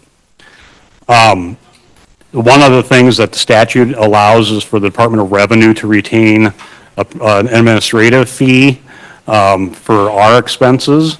The way that it works under these agreements is the Department of Revenue collects all the taxes, and we then remit the money back to the tribe. I believe it's twice a month, if it maybe just once a month, but it's at least monthly that the money is remitted back to the tribe. And so we do retain a small administrative fee to cover our costs at the department. And then besides the DOR secretary and tribal leadership, the governor and the attorney general also have to sign off on the agreements. So as part of the negotiations, I'm always keeping, those two individuals in the loop as well. So they know what the status of the negotiations are when they get the agreement in front of them to go ahead and sign. Okay, so there's only specific state taxes that can be included in the agreement. And if it's to be included in the agreement, the tribe has to have an identical tribal tax in their ordinances. And so that's the list of the taxes right there. It's just those taxes that are listed there that we can negotiate to include in the agreement. I want to note that on the sales and use tax, the note there about remote sellers and marketplace providers, this last legislative session, there was a bill, I believe Representative Poirier actually was the prime sponsor on that bill, which clarified that those two chapters of the code, one dealing with remote sellers and one with marketplace providers. A marketplace provider is like eBay. Think about like those types of online sites that they're included in the sales and use tax collections in the agreements. And you can see the other ones there on the next slide. So we have, with 5 of the tribes, we have what I'm going to call a comprehensive agreement that includes all of those tax types, except for the motor vehicle excise tax. That's one tax type that none of the tribes have chosen to include in the agreement, and that's fine. But those 5 tribes, including Rosebud, we have a comprehensive agreement, so it includes all those other taxes. And then we have 3 limited agreements. With Flandreau, our agreement only covers cigarettes, and with SWO and Yankton, it's just the use tax, and it's only on certain tribal businesses. In those checkerboard areas, we've only, basically included just a handful of tribally owned businesses in those agreements at this point. So is it possible then that, I don't know, say, for example, there's a cigarette, a state tax on cigarettes at the wholesale level, isn't there? Is there not? Yeah, so, yep, so the cigarette tax and the tobacco taxes are a wholesale tax. And of course, you sell a pack of cigarettes, you generate a sales tax, and we get a share of that. But the excise tax that the wholesaler pays, basically, and those cigarettes that are sold, in our jurisdiction, then do we currently get a share of that? You do, yep. So yep, those are cigarettes and. Same thing with liquor. Yeah, so the alcohol taxes actually are not one of the tax types that's included on the list. But but as a tax, it's no different than the cigarette tax, right? It is a wholesale-based tax. The distinction is that the cigarette tax and the tobacco tax, the legal incidence of that tax is on the user in state law. So the consumer of that product is the one that's actually liable for the tax, but the wholesaler essentially pays the tax in advance is how it's set up.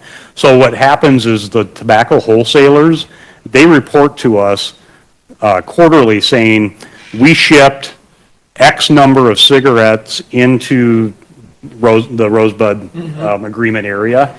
And so that's how we know how much of the tobacco tax to remit to Rosebud. Alcohol tax is a little different where under state law. Why is alcohol different? It's just the legislature and the alcohol tax hasn't placed the the liability on the user. It's on the actual wholesaler. It's just it's just kind of a distinction that. The collection liability is on the wholesaler in both instances. But I guess so it would seem like the tribe would be eligible to negotiate for their share of not only the cigarette tax, but the alcohol tax too. So going back to that previous slide, if the legislature, chose to add that to the list, that would be one of the tax types we would be able to negotiate. So it's kind of a discretionary thing on the state's part then. When they State decide, legislature has make decided that these suit. are the taxes that can. Well, be. that's where you could help us. So, Does the tribe get any of that alcohol tax? so currently, no, the tribes do not get any of the alcohol, alcohol excise tax is what it's called. All of that revenue, is either state or goes to municipalities or the county. It's just been an issue for a while, Mike. Well, For some years. There's a bone of contention for negotiation. Tax is a tax. It's always brought up and it's been an issue. But ultimately, the person that buys, the customer, the consumer, at the retail level pays, because it's passed, the cost, those taxes are passed on. No, I definitely understand the. And Mike, not only is that an issue, but the franchise agreements that the state does. And of course, there's the legal activity, there's the legal aspect of it, that those tax activities, from our point of view, that take place in Indian country, we're entitled to. Understood. Irrespective of what they're for, a tax is a tax. Sure. So the next couple of slides get into the issue of remote sellers and how those sales are reported to us. Okay, so I did want to kind of take some time to explain what we see on our end at the Department of Revenue when a retailer files their sales tax return. So every agreement area that's covered in a tax collection agreement gets assigned a special reporting code that is used by the retailer when they file their tax return. Okay? Same thing with any municipality that has a city sales tax. There's a special code for that city so the retailer knows to report that there was a sale, in the city of Pierre, and so then we know that that revenue needs to go to the city of Pierre. Likewise with the tribal tax collection agreements. One note here, incorporated municipalities that are located in Indian country, if they have a municipal sales tax, those are not included in the agreement. Because again, they're not one of the state tax types listed. That's an activity that is recent relative to the original tax collection creation back in the 70s, right? I mean, municipalities, City of Mission, for example, didn't have a city sales tax. Sure. Sure. Yeah, they may have had the ability to have one, but yeah, when they actually imposed their own municipal tax, I don't know, but it probably came after that. But if we collect, if we're entitled to our share of the 4.2 retail sales tax that the state of South Dakota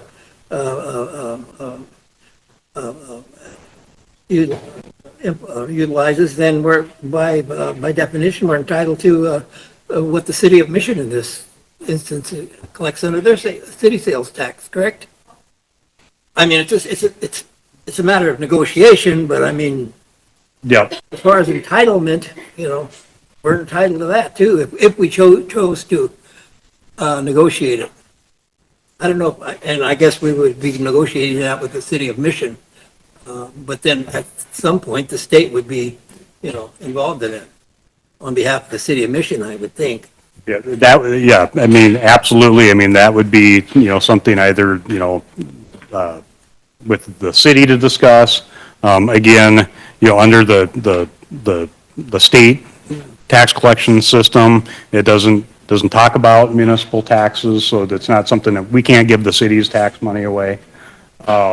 But yeah, I mean, to your point, that would be something to The discuss. taxes that private members pay. So, pay, you know, and that's the Sure. whole, that's the basis for the whole negotiation thing.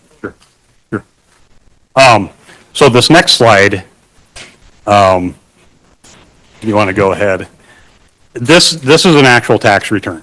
So this is a tax return from a remote seller. I don't know who it is. We redacted the taxpayer name. But this would be what a monthly return would look like that gets filed with the department. And so you can see there on this form, this is not all of it. There's multiple pages. But you can see all of those municipalities that are listed on that first page there on the left side. So that's where they're reporting to us. For instance, in the city of Aberdeen, they had taxable sales in this amount, the 2% municipal tax, and the amount of the tax due. Likewise, if you go to the right side, this is the bottom, you can see the tribal jurisdictions. So here, in this example, this retailer for this return, they had taxable sales on Cheyenne River and in Standing Rock. And so you can see that they've reported that to us.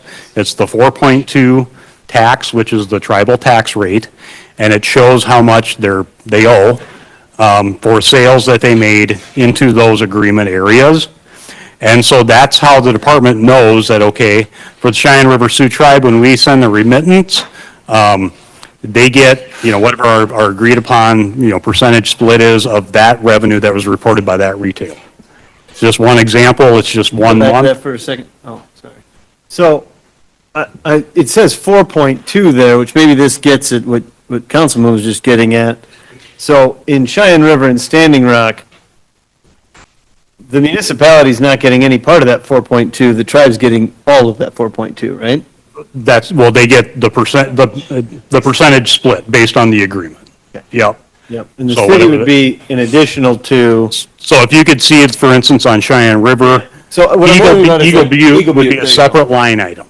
Okay. Yep, that's Okay. reported separate. So Eagle Butte, Dupree, And the city, in Cheyenne River, the city of Eagle Butte, would have to have a city sales tax. correct. Agreed, That's agreed. separate from the 4.2. Yeah, sorry. I didn't know if it was Correct. everywhere in the tribe, whether it was a municipal or not, but what you're saying is Eagle Butte would be broken out separately and they would get there too, same as That's Aberdeen. correct. That's correct. Mike, with that 2% tax you're talking about mission, that did go to court, and the court ruled that the city didn't have the authority to do that. However, they would allow it as a voluntary tax. So every time you pay that 2% over there, you're voluntarily paying it.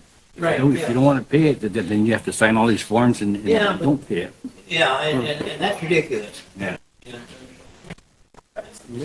Okay, sorry, Senator Foster had a question. Thank you.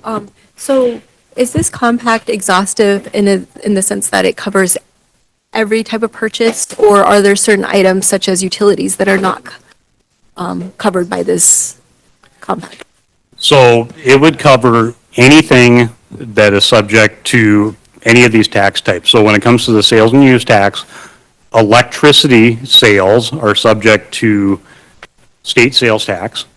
Okay, so if there's an electric customer, within the agreement area, let's say here in Rosebud, they're purchasing electricity, so they would be paying that tax, but that would be part of that reporting that comes to the department, and the tribe would get their portion of that money through the tax collection agreement. So yes, it does apply to all taxable goods and services that, both the state and the tribal tax can apply to.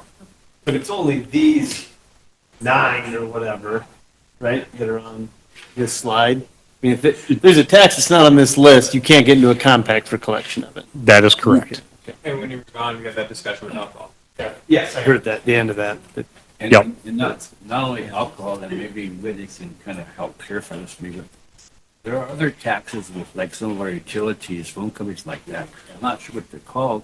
The state would not allow us to include that into our tax agreement. That's kind of a contention to us because we're of the opinion that, particularly in Todd County, you can't tax anyway. That's ours. And one of these days we're probably going to go to court over it. But that's been it's not very much money, but it's contention. Okay, well, We're at 3 minutes until 12:30. And I've got just, I think there's like one more slide, maybe. There's two more slides. So this is showing the remittances. This is from our annual report. And so these are all the agreements that we have in place, and it shows the last two fiscal years. And this is just for the sales and use tax and the contractor's excise tax, tourism tax. It doesn't include cigarette taxes, OTP taxes, other taxes that may be included. So for instance, there for Rosebud Sioux Tribe, this last fiscal year, we remitted about $4.6 million back to Rosebud pursuant to the agreement. And just, this might be the dumbest question anybody asks all day, but that's because the tribe has the same 4.2% sales and use tax on its own members. The state cannot tax tribal members on tribal lands for their sales and use. But the tribe is, I mean, again, that's why it's so dumb, it's foundational, but they have every one of those 9 taxes we have. The tribe, this tribal council passed that and assessed it against their folks, and you just help them collect it and get it back to them. That's correct. Okay, sorry. Again. So is that why we weren't on the last slide? That were specific to those other tribes? So that particular and again, that was just a random one that was picked and given to me. You weren't on there. They didn't have, that particular month, this retailer didn't have any sales in Rosebud. Oh, okay. Again, it was just an example. When they might have it, just alphabetically, they're not on that, right? It ends at W. So all of the tribal jurisdictions are at the bottom there. Oh, okay. So this one, yeah, this is just 1 month, one retailer. They did have sales on Cheyenne River and Standing Rock in that particular return to report. It's not to say that the next month they don't, right? I mean, this is a monthly return that they're filing. Okay.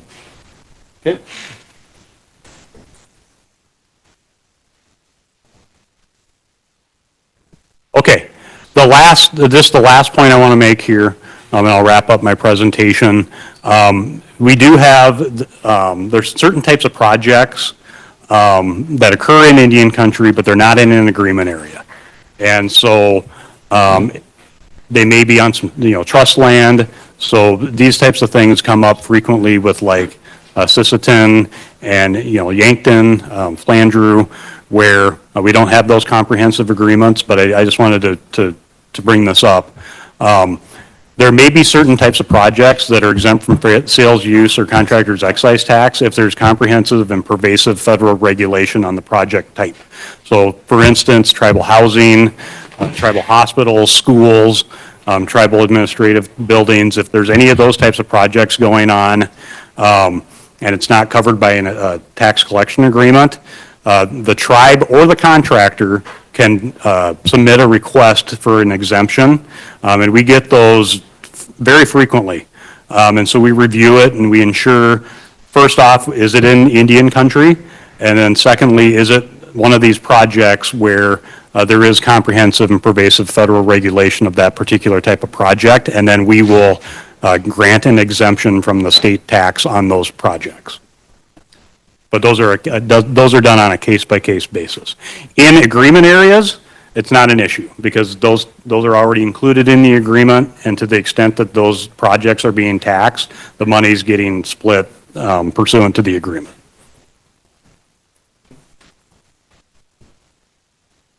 Okay, that was all my slides. Mr. Chair, committee members, I'm certainly willing to answer any of the questions. You bet. Let's take another 5 or 10 minutes on this topic just to make sure we run these to the ground. Councilwoman. Thank you. So my question was kind of earlier on in the presentation. It's more of a comment. I'm just curious what conversations or negotiations or processes could we initiate to start looking at having more accurate, was it a formula or something that you said about how those taxes get distributed, the tribes are not. I think you said you go off of census data, and I just did a quick search, and I think for Todd County, they list 9,000, little over 9,000 for total Todd County. We talked earlier about our enrollment data being more than that. So I mean, even just the average between the census data and our enrollment data would be a lot better and more accurate towards getting accuracy in the distribution of those taxes. So I don't know what we would need to do to initiate that conversation. It sounds like in the previous negotiation processes, you tried to be aware of those, but it doesn't sound like it really amounted to anything if we're still going off of those census data. So I would just want to make sure that what we would need to do since we've already put it on the table to, renegotiate or at least get some conversation starting, since we know that right there would have probably a big impact on fair and equality, I guess.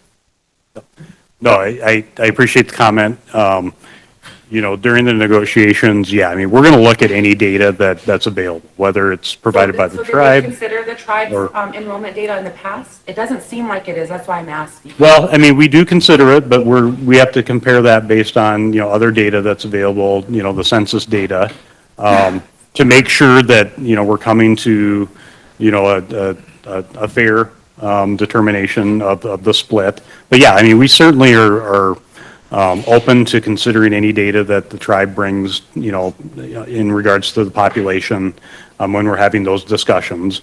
And I mean, frankly, I mean, it's a little bit of an inexact, science type of thing. I mean, we're looking at different data points and trying to come up with what we think is fair for both sides.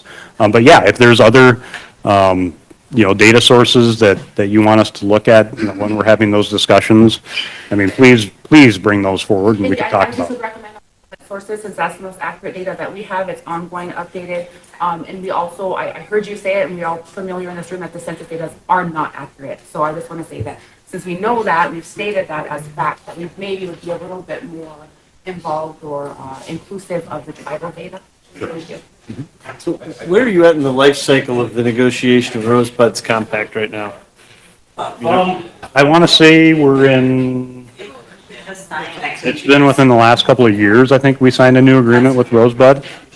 So we're probably, and it was a 5-year agreement, so we probably have, I want to say, 3 years left, maybe a little bit less than 3 years. But under those agreements, either party can request to engage in renegotiations at any time, and that does happen. I just want to make a comment on what you guys were talking about here as far as percentages.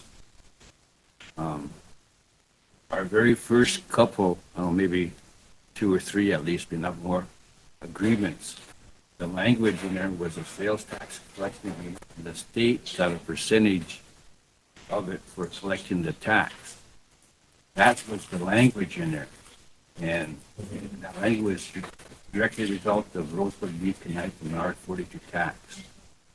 Over the years, that language got changed to Rosebud will get rebated a percentage based upon non-Indians and Indians.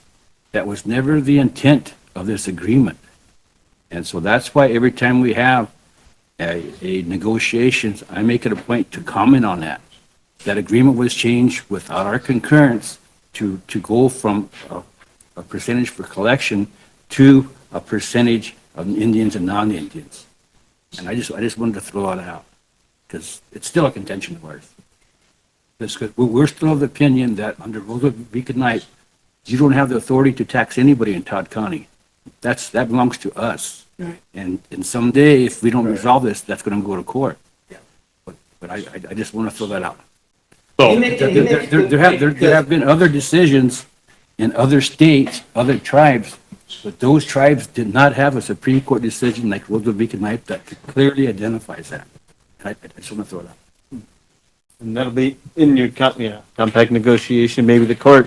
Go ahead, Representative Emery. Well, I think you kind of, thank you, Secretary, for being here, but I think you kind of answered my question, but just kind of reiterated. So at any time, can the tribes go back and negotiate within their 10-year agreement?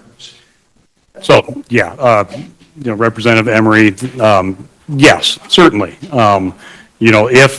If there's, request to consider the agreement, open up negotiations, I mean, that's something that does happen. So just because the agreement may be for a 5-year term or now 10 years with some tribes, that's a long time and things can change.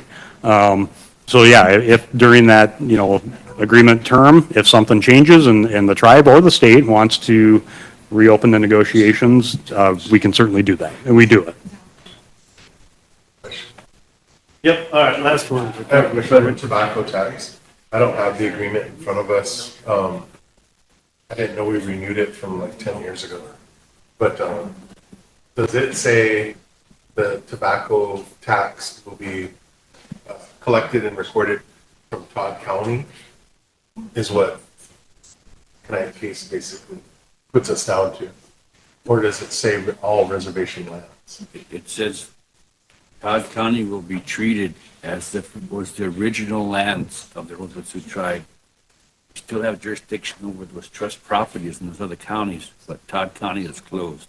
That's what it says. Right, but I mean, the collection is only going on in Todd County, correct? So the agreement area is the entirety of Todd County, and I don't recall if we have additional areas in the agreement area for Rosebud, or is it just Todd County?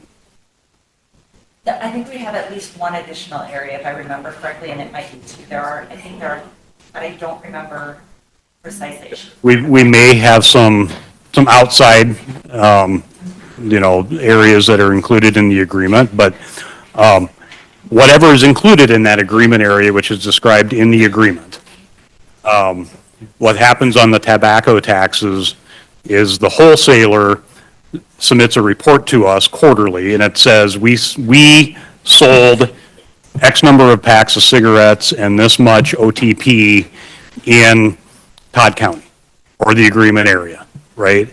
And so that's, we use that information then to determine, okay, of the tobacco tax paid by that wholesaler, this is how much needs to go to the Rosebud Sioux tribe through the agreement. All right, Senator Foster's going to have our last question here, and then we're going to move on to healthcare and Indian managed care. Thank you. I had a question regarding tribes without a compact, such as Lower Rural. How are taxes collected or not collected there? And Yep. specifically to like weight. Yeah, no, Senator, it's a very good question, and I'll preface it by saying, we would love to have an agreement with Lower Rural. We've certainly visited with them over the years about that. It's challenge, in those areas. I don't have a perfect answer for that. If you are, a tribal member, on the Lower Rural Reservation, you order something online, more than, you're probably going to be charged the state sales tax. And really the only recourse at that point is for, the tribal member to contact the retailer and say, hey, you can't tax me, you can't impose that state tax on me. I don't know how successful that is. But it is challenging in those areas that aren't covered by agreements. Because again, that retailer, they're just essentially, they're trying to be in compliance, and they're going to impose the tax that they think they're supposed to in that area, and based on all the codes that I talked about that are on our return. But yeah, in that particular area, it can be a challenge. I can tell you that, for motor fuel tax and for tobacco taxes on Lower Rural, we do send money directly back to the tribe, because again, those two tax types in particular, the legal incidence of the taxes on the user. So they report to us, for instance, how many gallons of fuel were purchased at the gas station in Lower Rural, and we refund that money back to them. So there's still a mechanism. It's definitely not as seamless and efficient as having a tax collection agreement, but we do our best to ensure that we're treating folks fairly in that area too. Before we leave this topic, can I make a request of the committee? Sure. That the committee help us address this issue with the GIS. Because it causes us problems with a lot of things other than tax collection. I think that's a very fair request. Well, I really do want to thank the Secretary for coming down. Part of the point of this committee is state tribal relations, and we in the legislature, a little bit as you described your council, can talk and make policy, but then these things are carried out by the administration or the folks generally sitting behind me for your tribe. Same here. And one of the best things that I think this committee can do is when we reach out to Governor Roden and his top folks, of which Secretary certainly is, that they said, yes, what time, and I'll be there. And I think that's a real credit to the governor and to the secretary and their team that they can come here, and you don't have to have us just writing down questions that then we try to ask, and being able to hear directly from the source is invaluable for trying to gather understanding to find out where we can establish common ground for the benefit of the the tribe, the state, everybody. So thank you very much, Mr. Secretary, for joining us. Thank you. Okay, and the final topic that we are going to talk about is something that this committee heard a fair amount about last year in the notion of Indian managed care and healthcare, and really how Medicaid is administered for the benefit of tribal members. This was an idea that was really brought to us and has been pushed fairly hard by Chairman Renville up at Assistant Wapatinoyate, and it resulted in this committee proposing and the legislature adopting a bill last year, 1006 is the number, that will establish a task force that looks at, are we going to make this fairly substantial change in the way that really Medicaid is delivered for the benefit of tribal members? Should we do this, and how would we do this if we did? So that task force is in the early stages of being compiled. I spoke with Secretary Althoff earlier this week, who gave me an update on the progress of populating that task force. I understood he put together a virtual meeting and invited every tribe's designees to participate in that, to kind of get here's our steps in the process and where we're at. Notably and importantly, and Senator Grove and I carried this legislation through, and I wanted to make sure we wrote it correctly, and I was glad to see that we did. Each tribal council appoints the designee to this task force. So it will be the job of this council to make a formal motion and a resolution, and probably just through a letter send to the Department of Social Services, here is our designee, here's the person who is authorized to speak on behalf of us and participate in this task force to provide our perspective on whether this change should go forward, and if so, how, and what the impacts would be for healthcare, for Rosebud tribal members, but generally the systems as well. And so I highly recommend, and this law just took effect about a month and a half ago, so you're not too late or anything, but I would really recommend to put this on your agenda, figure out who your designee is going to be, so that you can have your oar in the water as some of this, I think, very important policy gets developed. Councilman. From what I see in my experience of healthcare and Medicaid and Medicare involvement, it looks to me like the federal government is looking to shift the way the government provides funding for health services for indigenous people across the United States. There was a time when the Indian Health Service functioned with direct appropriations from Congress, and then they doled out that money to Indian Health Service providers in Indian countries. Sometime in the last 30 years or so, our hospitals started collecting Medicare and Medicaid expenses and incorporating those cash flows into their operating budgets on the premise that federal funding, direct federal IHS funding, was not enough. You kind of follow me there? I do. Now Yep. I see now I think the trend is a complete transition to make us just like everybody else when it comes to health care. Every other low-income segment of the American population who get their health care primarily from paid for by Medicare and Medicaid. And that's in direct violation of our treaty obligations. Absolutely. The treaty obligations of the federal government, which guaranteed us health care. I think now they're pushing us into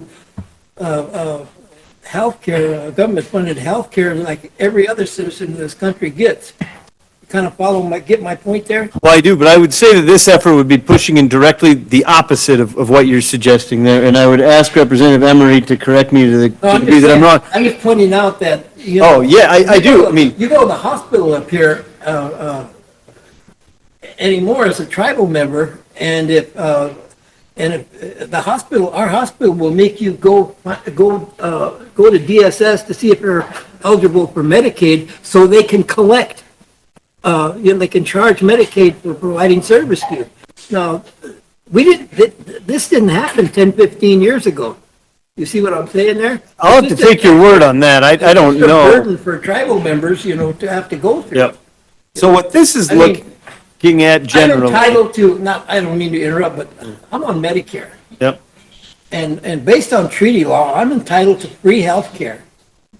But because of the Social Security Act and all that stuff, I paid into Social Security and Medicare all this time.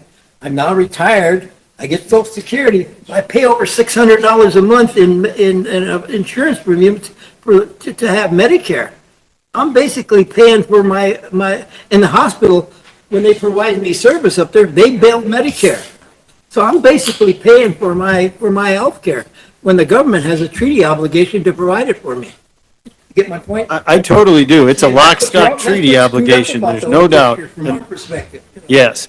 And so I think that Well, the same thing frustration with is what brought Chairman Renville to this topic. I just wanted to make that point. No, and it's perfect because that's animating what they're talking about here. I mean, we only proposed this because it had been brought to us by Chairman Renville, Mark Van Norman, who's a cousin of mine up on Cheyenne River, who's working with them.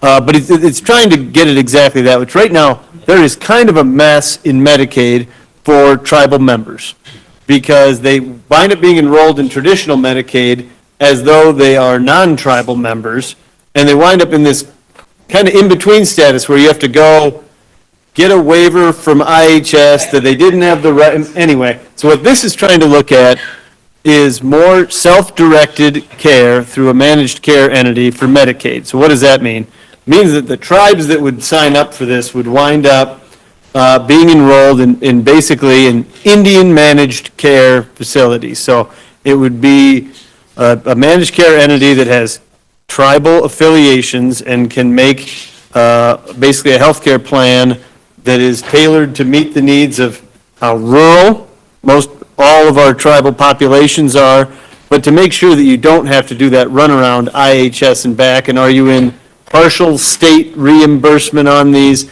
Because it's a federal treaty obligation. The feds should be paying this lock, stock. And obviously, there's a reason why our hospitals are charging the insurance providers now for providing services to tribal members where they never used to. Now, that has to be, that has to have been implemented or initiated by the Indian Health Service or the federal government, right? Yeah, I think so. And of course, this isn't going to mean that the hospitals don't get paid. Our hospital takes their orders from. Right, but it doesn't mean the hospitals won't get paid for providing services. Of course they will. They're just trying to make it that that provision is as simple and kind of meets tribal populations where they are to a larger extent. Now, this task force is getting put forward. We're only bringing it up because this is an idea that came from testimony that came to this committee and that got pushed through. But what my ask would be, and I think my colleagues would agree, is designate someone to go in and talk this over because it is a substantial change. I think it has a lot of promise for improving self-direction in the healthcare area for tribal populations across the state. I think it has the chance for improved outcomes. But it's a big change, and that's why it's not going to happen like this. They're not saying we're doing this. They're saying we're going to talk about doing this. How would it work for your tribe? So the real ask is, and I guess I should have started with, have you designated anyone to be on this yet? Maybe that's a question for Ms. Marshall. But anyway, we can follow up on that. But I really do recommend getting in and coming into this exercise with whomever the lead is for healthcare from the tribe side. Who is that? Who is your? Skyla. Skyla? Yep. Yep. Well, she'll be very briefed on it, but have her come in and describe how she sees it, what she's heard from her cohorts in the other tribes, but I do think this is an important issue area, maybe among the topics that have come out of this committee, the most substantive. I mean, the biggest chance for substantial improvement in the way that tribal members access health care, make sure they don't have to have the runaround that the good councilman was talking about just before.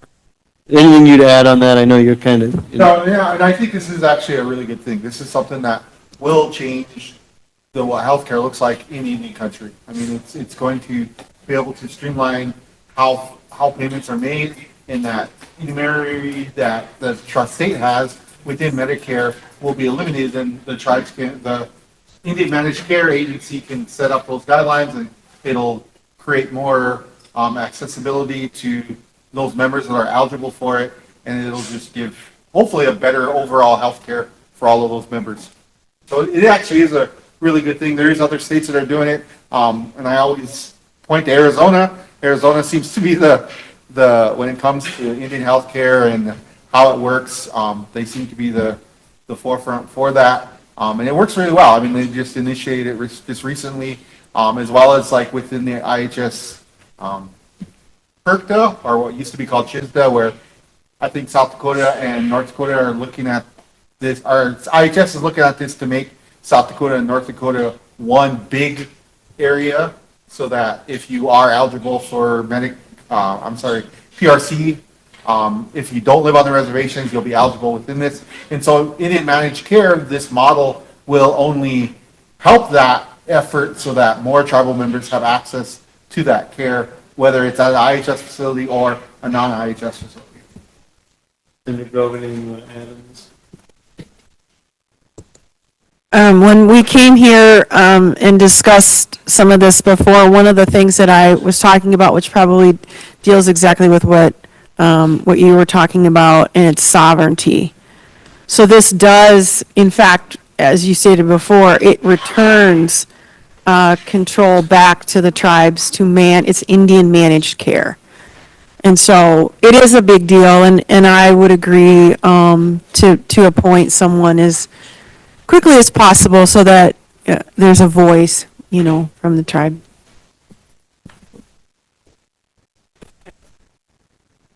Any questions on this? Otherwise, against all odds, and I did say whether it's dust or flood, we're going to get done by 1, and by gum, I think we're going to make it. Yeah, go ahead, Councilwoman. Sorry to step out if I missed it. No. Since this is kind of a newer thing, is this like, do they have term limits? Does it need to be a council representative? Like, is there restrictions on who should be nominated, I guess? No, we left that entirely up to the council. Each of the 9 councils have the right to appoint someone and authorize them. And if you think they're doing a bad job, I would say you have the right to fire them and have someone else go in too. But no, there's no term limit. This task force does have a deadline to wrap up its work for the end of 2028, I believe. Yeah, December 1, 28. So it is term limited in that form, that the task force will do its work over the course of the next 2 years. Mm-hmm. Any other questions or comments for us? What's the point of contact for whoever is selected to be a part of this? I have to assume it'll be the head of the Medicaid program within the Department of Social Services. Does anyone know that person's name? I'm embarrassed that I don't. If you ask me in 2 days, I guarantee I'll remember it. We can follow up and provide it to you, though. Or really, I'll have DSS just reach out to Their secretary. Okay. Yeah, just to add to that, I don't think anybody's been appointed from Rosebud for that, so I think that still is up in the air to decide. This is the first we're hearing of this, I believe. Yeah. We haven't heard of it. But she meant the contact period. Who do we? Yep. No, we'll follow up with Ms. Marshall on that and have that connected in, but it's, it just took effect a month and a half ago or so. I don't think they've appointed any legislators to it yet, so we're in early stages yet.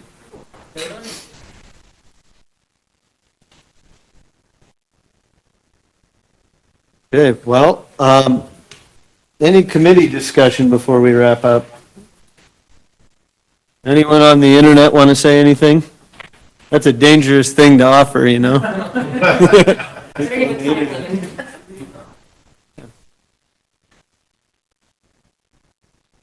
Hearing none on the internet, Representative Emery, have any words for us to close? Just, think something, as far as the discussion and future, legislation that may came out of this, I think we've heard some good stuff, especially on the tax agreement. So I think that's something that maybe this committee would take up as far as adding, to the tax agreement. I think, Treasurer Boyd mentioned, sorry, I closed my notes here. Mentioned the liquor tax and the franchise tax. So that might be something that we talk about maybe adding, so that tribes have the accessibility to put that on their tax agreements. Roll. Yeah, I guess I would. Yeah, I guess I would kind of echo those comments where, each one of these meetings, it feels like I find these little nuggets here and there. And a lot of times when you can start working on those and digging into those, that's really how you start to get that snowball effect of getting things done. So I'm happy we're kind of able to take that first step. I know I have different things that I've learned today and that I'm going to look into, and I would assume I'm not alone. Again, my name is Mike Roll. It's Michael.Roll at sdlegislature.gov. My phone number is 605-228-3925. You can text or call.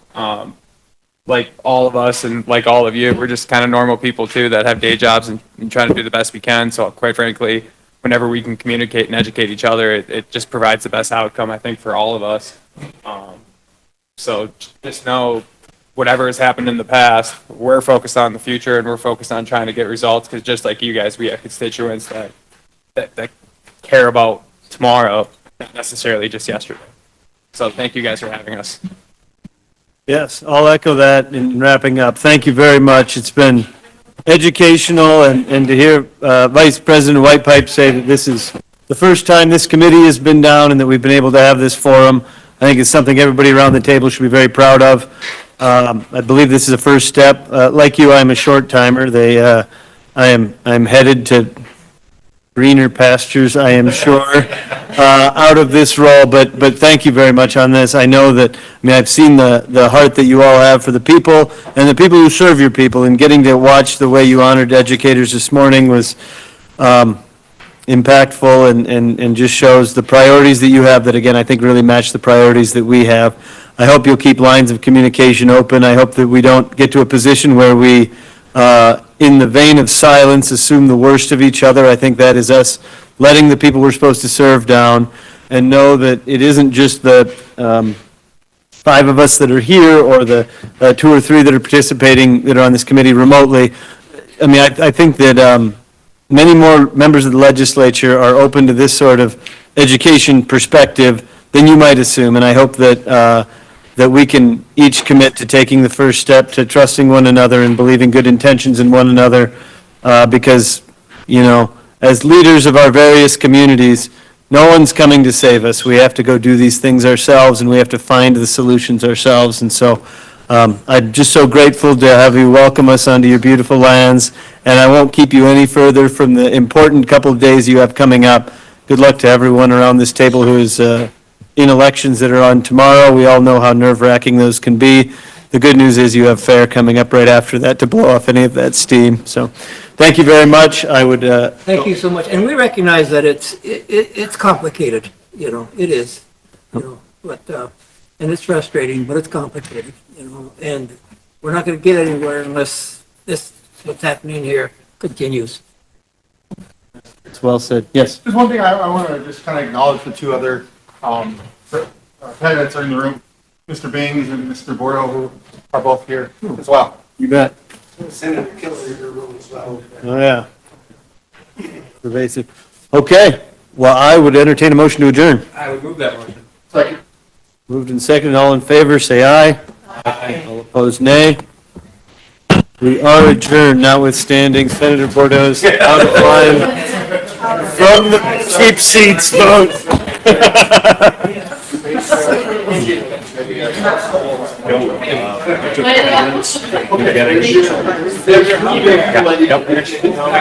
you doing there?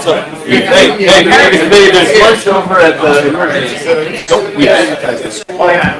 Find the food truck like we did here when I was. And we also have lunch right here for you guys too, if you like.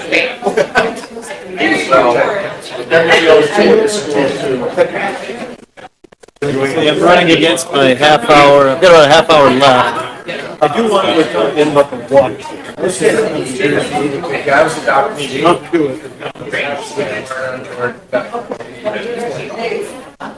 So. Hey.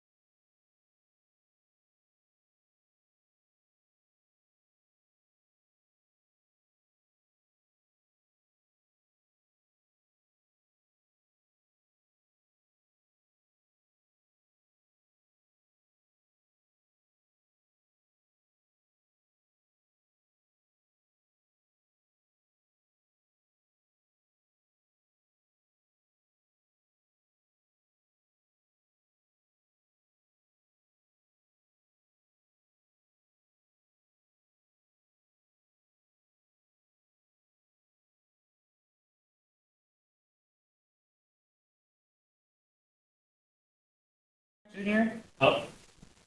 Michelle Hollowhorn there. Here. Royal Yellowhawk. Robert Radley. Charles Ray Jr. Here. William J. Marshall. Dwayne Frederick. 9 years. Emily Boyd Belandra. Alvin Bearhill Sr. Terry Wright Blake. Here. Pamela Wilcox. Here. Lila Kilzensight. Michael Bolt Sr. Here. William Kindle. Ben Black Bear. Marion Little Thunder. Here. 11, we have a quorum. The ones I heard excuses from were from Todd, Ben, and Cowboy. Have you heard anyone? And remember Bob told us Monday that he wouldn't be here today? Yep. Probably. Nothing from Willie or Chris? Right. Chris, and Alvin. Alvin was the first one. So I have Alvin, Bill, Cowboy, Ben, Todd, and Bob. Motion by Tammy, is there a second? Marion. Question, Totes, all in favor?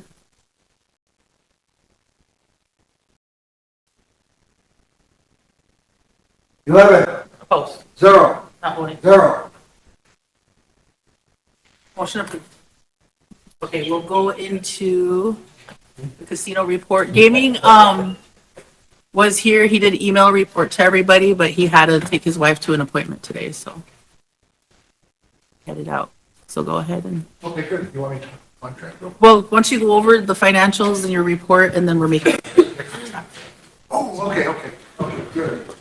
Okay, so, Madam Vice Chair and Council, first thing I want to let everybody know, and I've sent a couple of emails out to the leadership in the tribe. The last 2 weeks of September, I will not be here. I have a couple of medical things to help my wife with, a little teeny vacation at the end of that week, and then I have the gaming show. For that entire last week of September into the first day of October. And you know that's every year there's the G2. So I will be at that. So that is, the first week I'm gone is the 4th Wednesday. So I want to make sure, you know, if you want me to move it up a day, or up a week, I'm sorry, doable. If you want me, the only other person that would probably be here during that time may be the CFO. Or did you want somebody to substitute? You know, those options are available. But for me personally, those last 2 weeks I got, I wanted to make sure you guys all know that. Because I try not to miss council, but, okay? So now we got that open.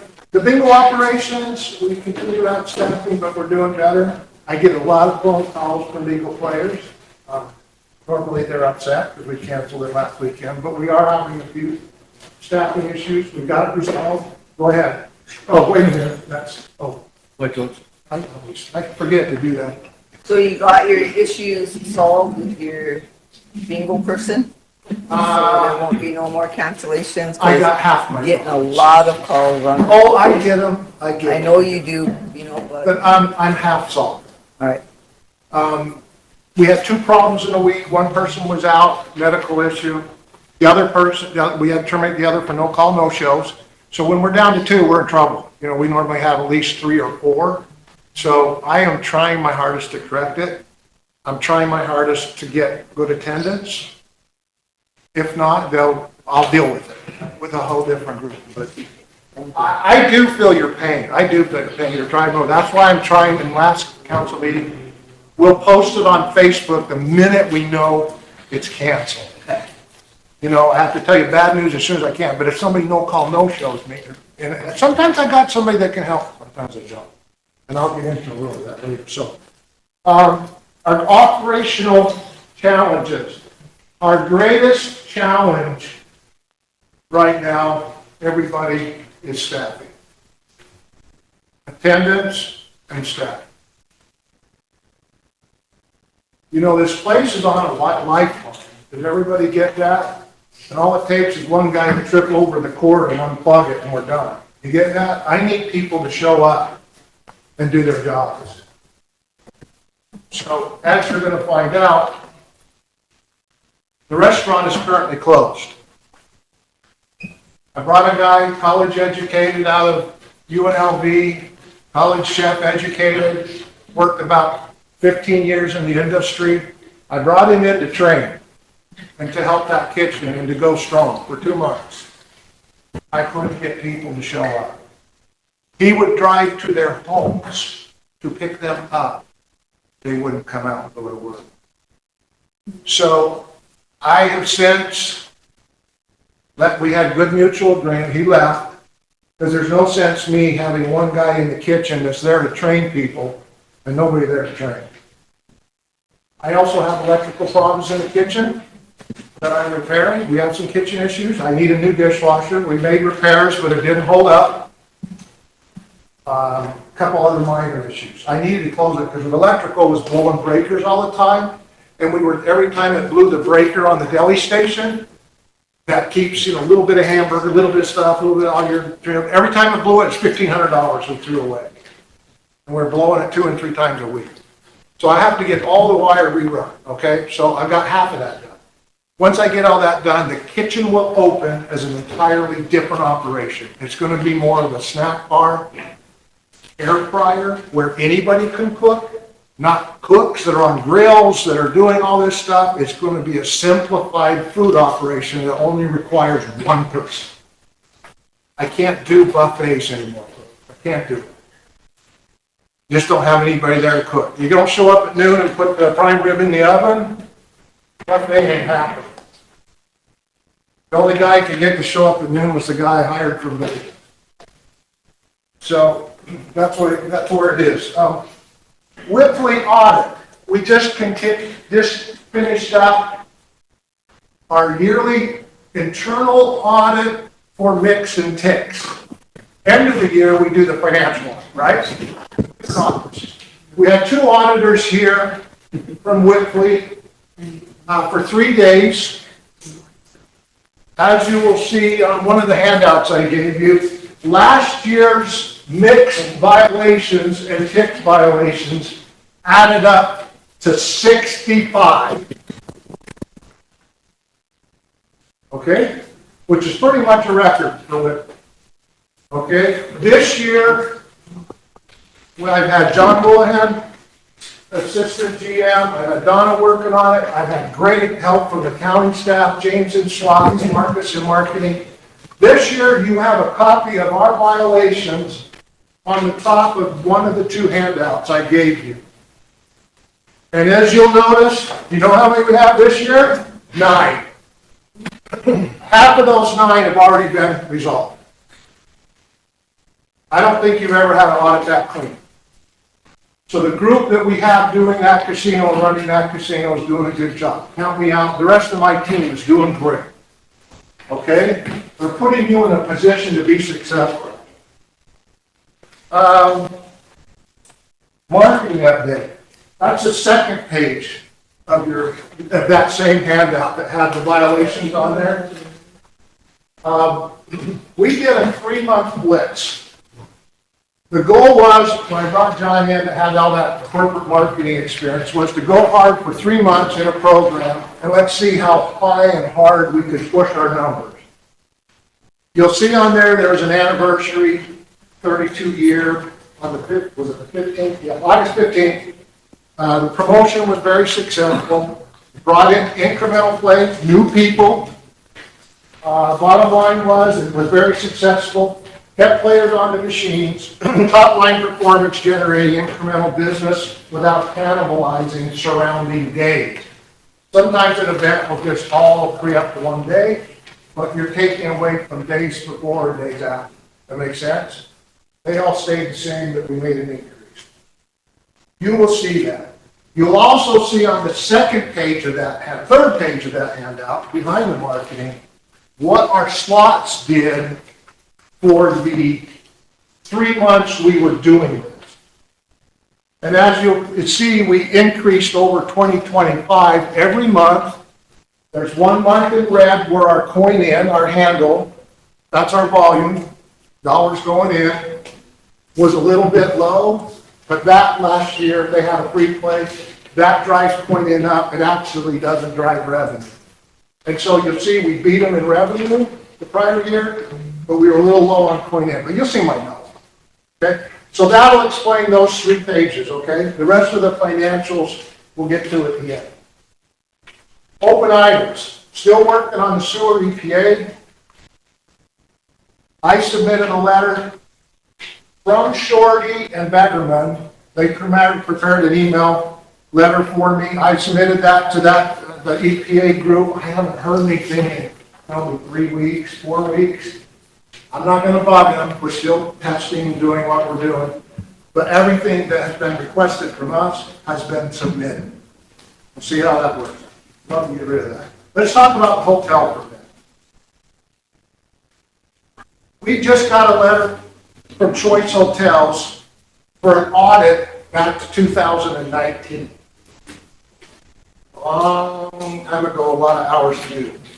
This will begin once we can get some of our financials caught up, a little bit of the IRS caught up.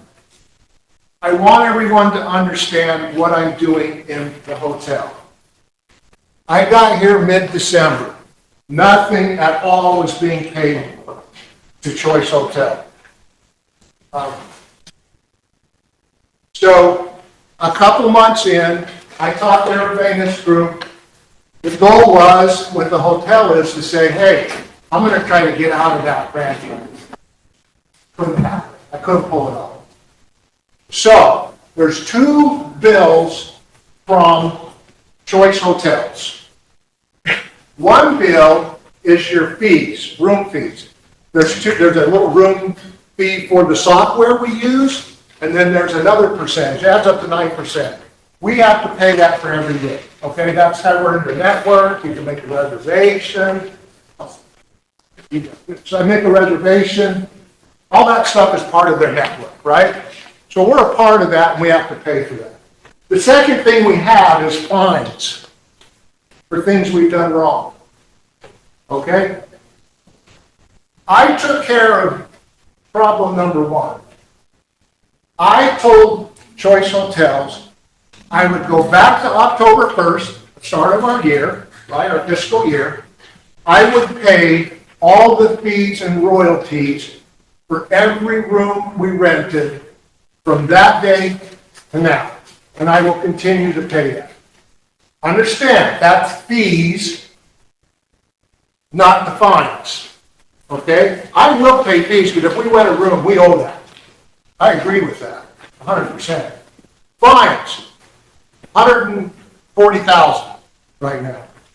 I'm not paying fines because I don't agree with the fines. 2 fines in the last 2 years on there are for $20,000 for not upgrading our signs to the new logo. Explains the changes. We didn't have the money to upgrade those signs. It's $60,000 to upgrade those signs. $20,000 each. You got a double side, you got one on the building. I am not paid fines. If anybody in this group, I've talked to the board about this, if you feel I should start paying fines, I will take your word for it and do it.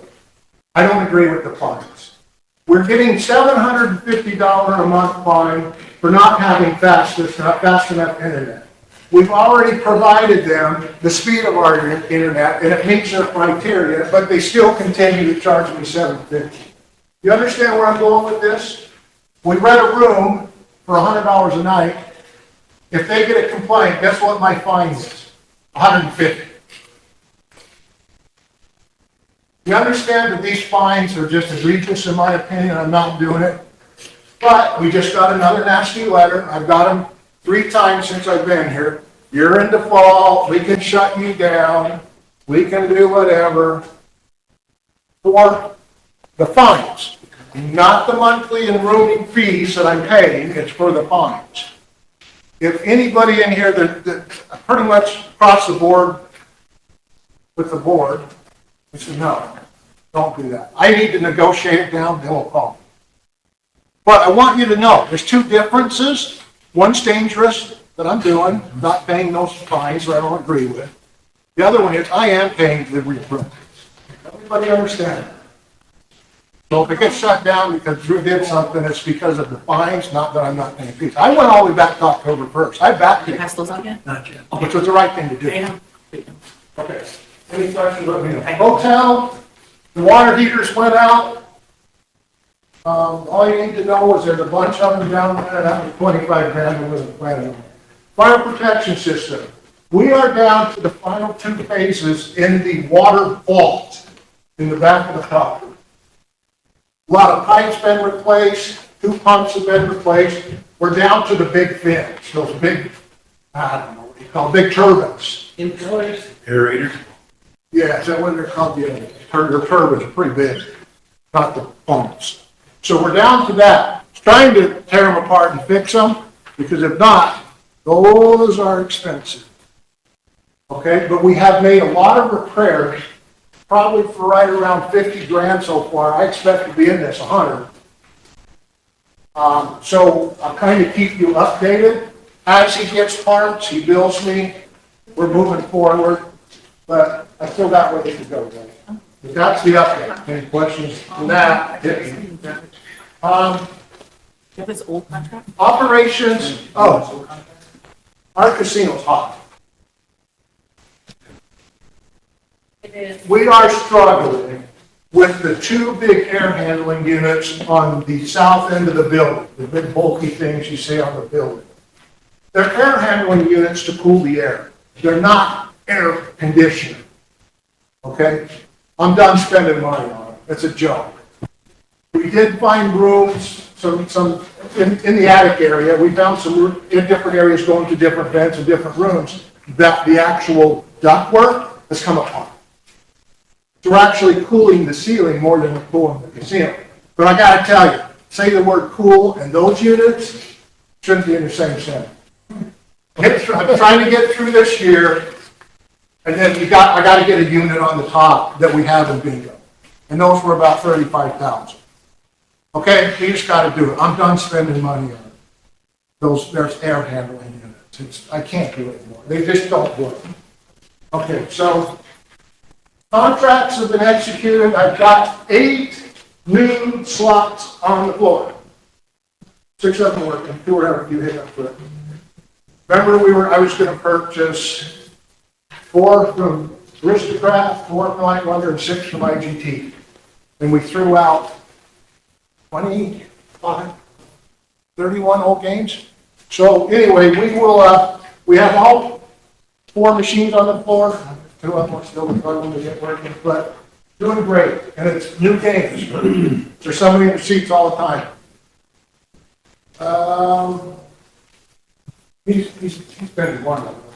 He's playing the thumb drums. And what is it called? The dumb drums? What are they? Drums. Yeah, thumb drums. Okay, the 401k plan. We were requested by our broker. There's us, a broker, and Void that manages all the money. The broker requested that the IRS wanted us to do that audit. I brought this up. It was $60,000 to do the audit. We're not doing an audit. From 2019 to 2023. I'm not spending 60 grand to do an audit. I need that money elsewhere. After researching with Wayne, tax attorney, we decided to kill the 401k for our employees. I hate to do it because we need to save money. Okay? But I'm not going to look down a $60,000 check. It goes to nobody. It goes to K&T, the accountants. So we're going to give them a 4-month buyout. The board voted on it. 4-month buyout. So give them a little extra money. We're going to close it. We're going to let them in 2 more weeks. We had to give them 30 days notice. And then move it to their personal. They can handle their 401k. Where's that money coming from then, the buyout? The buyout's just coming right out of our payroll. We're just going to give them payroll. It added up. There was 2 options, Mike. Yeah. I'm going to round them up. 12 grand for 4 months, like 16 grand for 6. We did the 4. Yeah. So we match 5% for everybody that is doing 5, so we're giving them 5% for 4 months. Little buyout. There's a couple people who only did 1%. I'm just giving them 1% 4 months. Make sense? Yeah. Okay. IRS compliance matter. We're working closely with tribal legal counsel and responding to the IRS requests and compiling extensive documentation required for these historical tax matters. That's a comment directed towards the $1 million debt. Okay? We're all aware of it. At the request of our tax attorneys, we've got bank statements for 2020 and 2021. Formerly, it's BMO now, but it was Bank of the West back then. Don is working on it, but I do need to mention, I think anybody on the Finance Committee knows, Wayne and the attorneys are working on getting us an accounting firm with a forensic accountant to help us with this IRS stuff. Because it is time-killing work. Okay? So they're working on getting that to help us. So that's why today you're only going to see the month of May in financial, because we're so far behind on our own work, trying to at least do portions of the IRS's work because the attorneys need it. We need to get help for the IRS work. Everybody's looking. Wayne's working on it. I think you're going to have some contracts if you're in certain committees to see that, approve that. We also have, outside of that, we're getting letters every week from the IRS.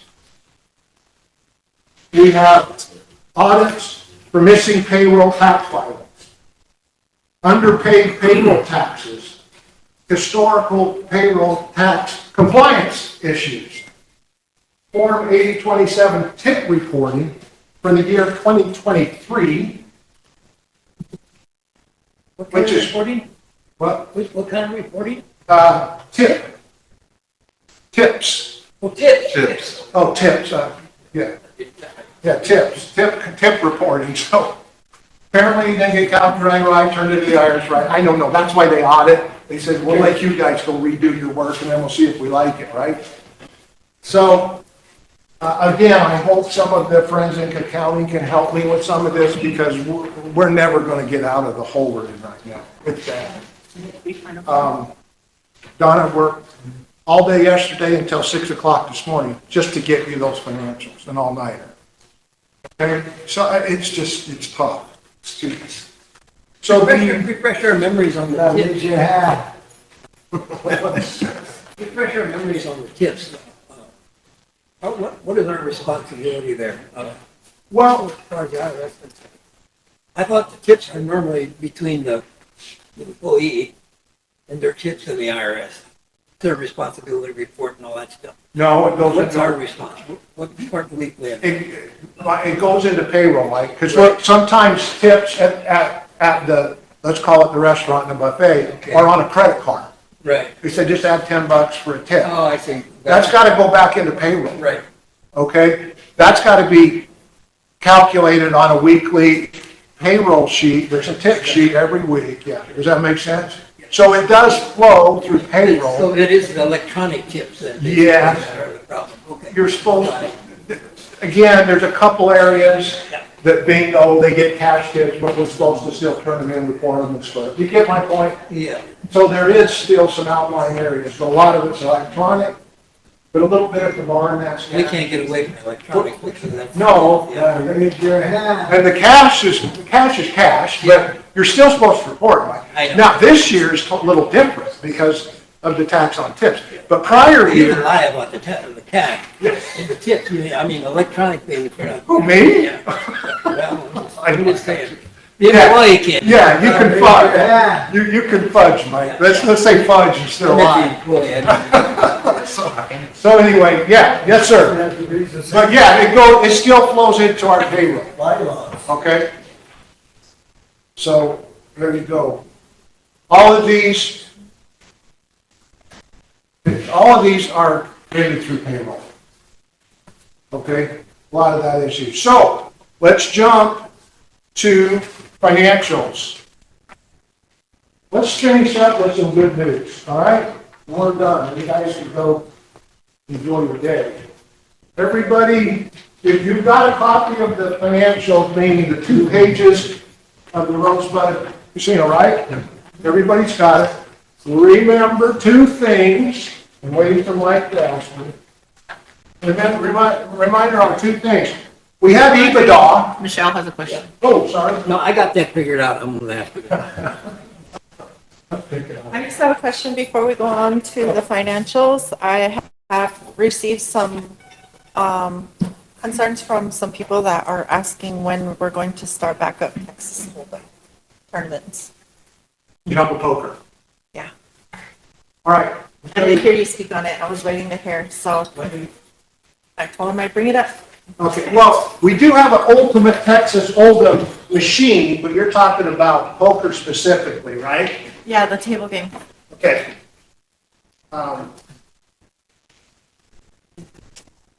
So, as you look at financials, I'm going to tell you, I waited way too long since I've been here to close poker. We make 0 on poker. Does everybody understand that? The only people that make money on poker is the dealers getting tips. Okay? That's it. So, made the decision a month ago to go to 100. Oh, sorry. Wayne has a question. You'll be the 4th or 5th GM I've asked this question. Basically, poker is a kind of a gimme, like, thing, to disassociate it with the casino. It doesn't really make money, right? Correct. But why wouldn't a GM, before you cancel it, take into account those overhead costs, like your dealer per hour to come in, they feed them usually, I guess, so you have hot dogs or something. Factor that in. I get it. Yeah. Sandwiches, whatever. And then the cost of also the, I think they said there was someone usually there, I don't know if it's security or whatever. So your fee to enter the game in general, if it's $100 and it's just blindly $100 to enter the game, factor in all those operational costs and say that's how much you got to have to buy in to begin with. So we're not going to have a game until we have 6 people with $500 towards this game. Otherwise, it's not going to happen. And then we have to keep the bid. They have to put up a bid. We keep a piece of every pot. Right. Talk But to you're still them. offering it to them, but you're making it pay for itself, and then they're still getting the service of having a live game like that. 2 reasons. Yeah. Pushback when we tried to change the game to where we could make money. From the Pushback players? from the customers. Yeah. May have had a little help from the dealer. We don't have as many dealers as we used to have. So if I put somebody on poker, I'm taking them off blackjack and Texas Hold'em and the other blackjack game. Could they be contracted? That make money. You still got to get. Your cards. Yeah, you still got to go through the process. But we're a little low on dealers right now. Very low. So we moved them to the games that made money. Month to date last week, 18,000 in profit. Month to date the year before, I'm not going to do it. So, Well, that's more of an explanation than I ever got. from yeah, another it's not making good. All it's doing is tying up people's time. To your point, the only reason you do poker in big casinos is because their wife might come and play slots, because we're not making any money on poker. They're ripping out poker rooms all over the place. They don't make money anymore. And that whole synonym that they're going to buy the buffet, they're going to spend all this on liquor, they're going to go. It ain't happening at Rosebud. Mhm. Okay? I'm just saying. No, it's good. It's not a shocker. Then No, if it's they get not. told it's a $500 or $1,000 buy-in. You're right. Otherwise, we're not having it. That's the bid. Yeah. You got, I'm going to get 5% or 10% of every pot. Right? That's what you do in regular poker. That way you're paying your way. How come we don't do that here? That's what you just said. You have to push back. Michelle They don't want to pay us a bid. Michelle has a question. I guess, well, my question is a follow-up, since we're talking about, the amount of money spent, amount of money lost. Is it taken into consideration the amount of money that is spent at the bar while they're there and the slots? Because I have seen them out there playing slot machines during the breaks and spending money and also buying drinks as well. Yes, we took a lot of things into consideration, and we were extremely favorable on what their per-day spend was playing poker. We tracked them, we watched them. There wasn't revenue. Few drinks, no big, paying a dealer, security guard sometimes have to help the dealer with whatnot. It loses money. There's nothing that those guys can do unless they're gonna play slot for another half an hour or so. They spend the money on poker, they go home. Follow them to see if any of them went to the buffet restaurant or anything when we had it open. Now, we watch. I live in that hotel. John lives in the hotel. Don lives in the hotel. We follow people and watch. That's scary. Thank So- you. I'm in there 24/7. That's why I can answer your question. It's because I'm in there and we watch them. I can go to Dustin at the bar, say, any of those guys spending money tonight? He'll say, 2 of the 6 did. Dustin's leaving. I'm sorry to lose him. He's leaving. But yeah, no, it's not hard to find out what they're doing. This is a very small casino. You Yeah, I can know. physically see what everybody's doing. And then I also wanted to kind of back up a little bit when you talk about, the amount of employees that are not showing up for work. And I guess my mind just goes back to the day when we fired all those people. Are they coming back to reapply, or are they given an opportunity to come Yes, back? we've hired a lot of them back. And then they're still having the bad attendance with them as well? Some of them. We have offered those jobs, many jobs. Most of the people in the restaurant filtered to other jobs when we did shut the restaurant. So, yes, cashiers go to other positions. Well, I just feel like But it was out there. Everybody was sharing it about how the casino and the council just fired all of these people. So I guess if I'm out there looking for a job, I wouldn't want to work somewhere where they just fire me just like that as well. So that looks bad as well. it does. Why did we do that? Well, they know why you did it, but it was done, so. Yeah. Yeah. It was, we all admitted we went through some pretty hard decisions. Most, all those people, I could tell you a whole bunch of them, other than a handful in management, were offered jobs back. Claudia, at 80-something years old, we offered her a job back to clean the hotel, she turned it down. Okay? So we offer people jobs. I don't think it's right that you put somebody's name on air like that and blast them on air, so. I apologize, but I'm just trying to use it as Animated Mike. Well, yeah, you know. Tabby then Mike. Tabby then Mike. Oh, sorry. Thank you, Mike. Okay, so for clarification, Councilor Michelle, we didn't terminate them. Remember, we were told that they were informing us it was gonna happen regardless. They weren't asking for permission. So we didn't. I thought there was a motion made that said that. When we Council supported it. We approved the agreement, but, I mean, not the agreement, the report that day, and that was it. I don't think we terminated, I hope we didn't. Yeah. Mike? Yeah, I just, yeah.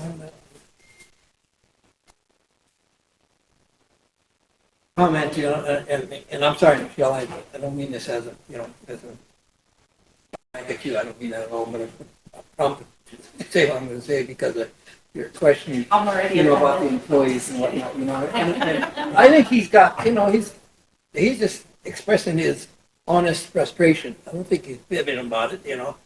I believe him, you know.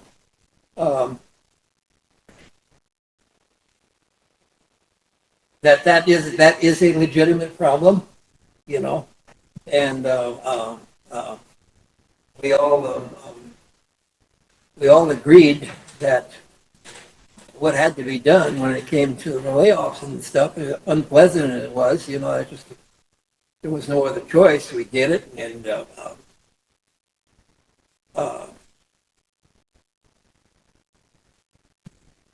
now you've got. I mean, we still have the the employee manpower shortage problem. People aren't showing up for work, whatnot, you know, and that's just a reality. You know, how do you? I don't know that you can fix that. You know, only it comes back down to personal responsibility. It comes down to there's other factors involved, I'm sure, why people can't go to work, you know, and whatnot. Family problems. That's just the way it is.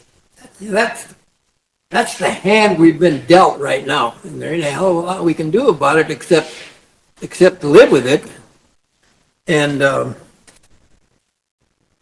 suck it up. You know, accept it, and then keep trying to keep the doors open.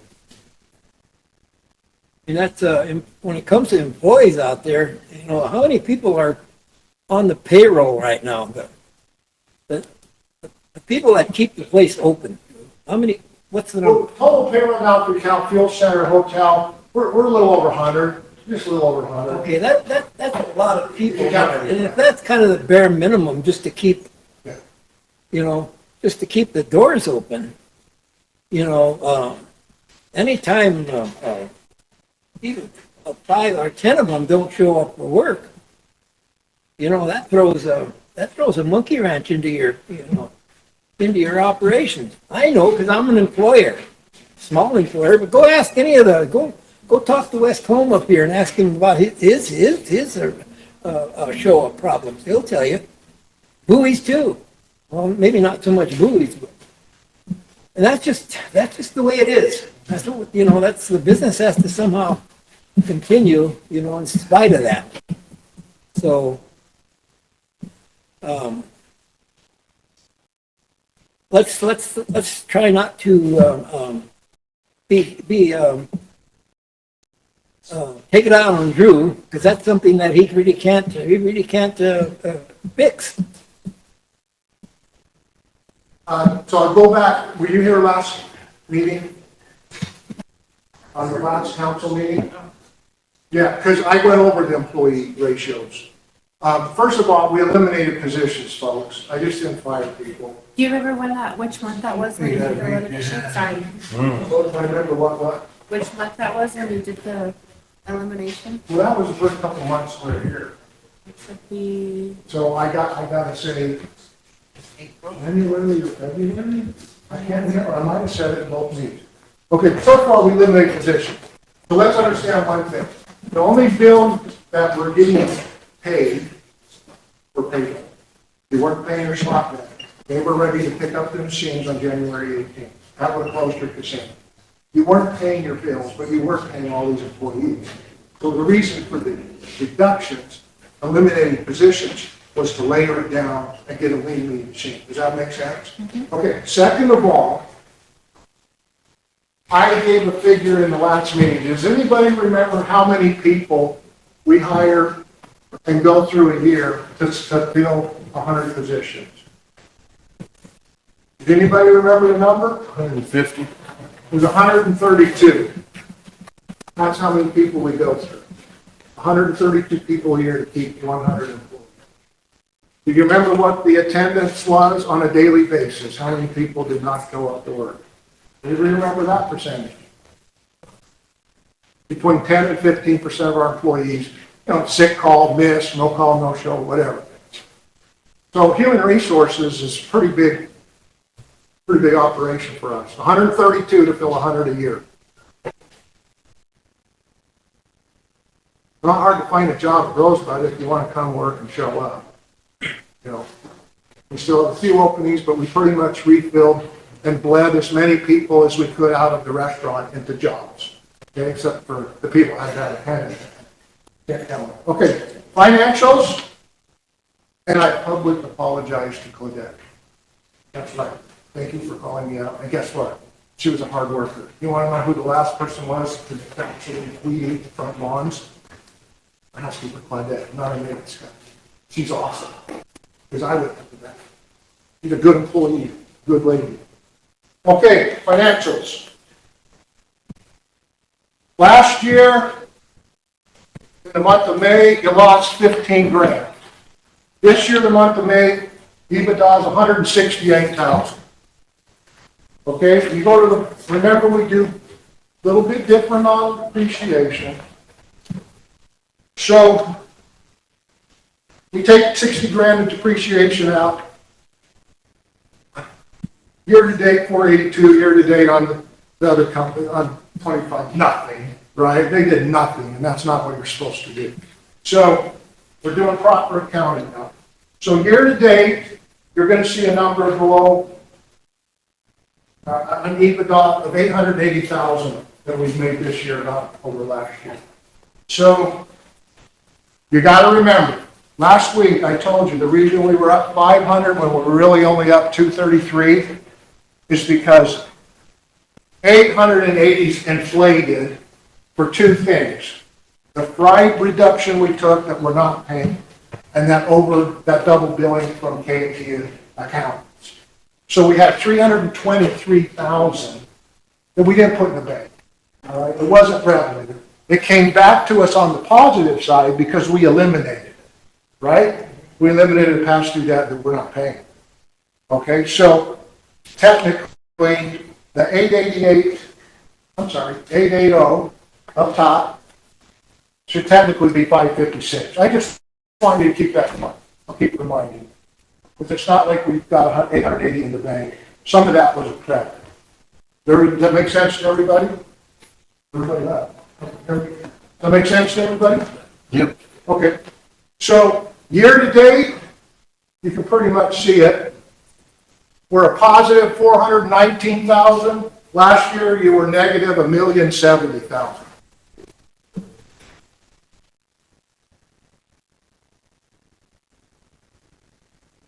Any questions? No, done. You're in the positive, everybody. Yeah, I just want to say thank you. Ever since you came here since December until now, I know it's been an uphill battle, and the more uphill you go, the more steeper it's been getting. And so I just want to thank you for getting us out of the red as much as you can, so that our year to date, every single month we come in and have these meetings and these reports, we're making a profit. You're doing exactly what you said you were going to do whenever we hired you on. And I just want to say thank you for being able to teach, show me the ropes of everything that you've been able to do too. You're a good man, and everything that I know about you is real to your heart and the way you work and operate.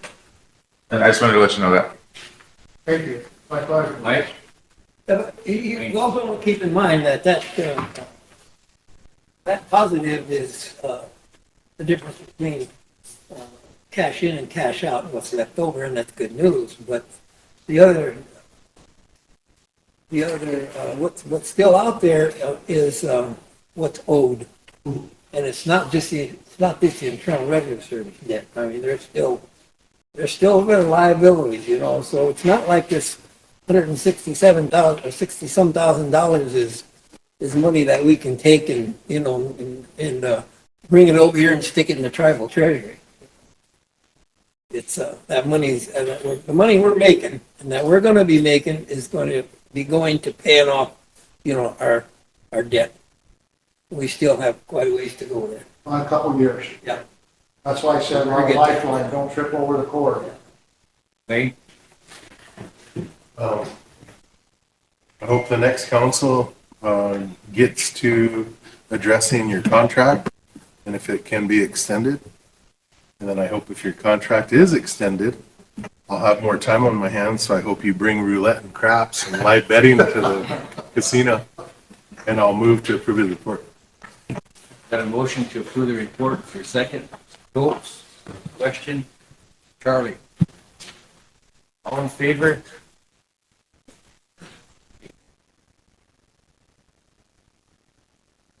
Aye. Opposed? 0. Not voting? 3. Thanks, Drew. Okay. Thank you. Next month when you come, just bring all that cash. Well, I thought but next month, I will put an extra 0 on your. Okay, I'll cheat. He just wanted us to see it to review. I know. That's your just September project. Thank you, Chris. The other arm. I think there's a resolution. Hang in there, man. Appreciate it. Stick with us. Okay.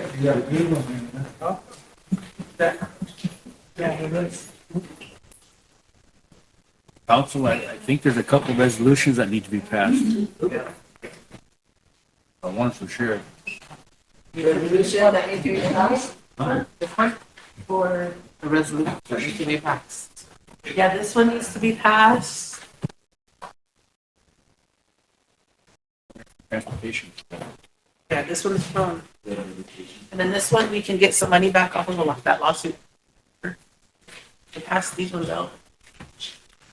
Oh, my arm. I hope I didn't hurt my rope. I was gonna go get my foot. Did we go over his contract? No. I went to the resolution when I did. Next week is meeting, next meeting, so. But I'll do it part. Okay, yes, yes. Okay, all right. It's not like that. Alright, so. So do you remember Dion? Okay.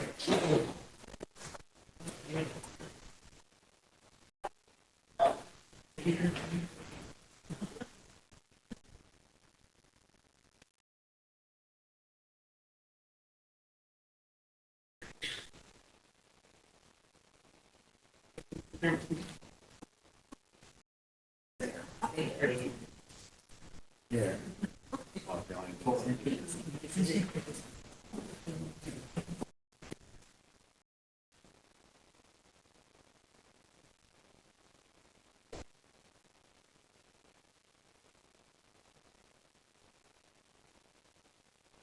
Here. Yes, you don't have anything from BIA, I'd like to, we've been sitting here all day, I'd like Ethan if he has nothing to report.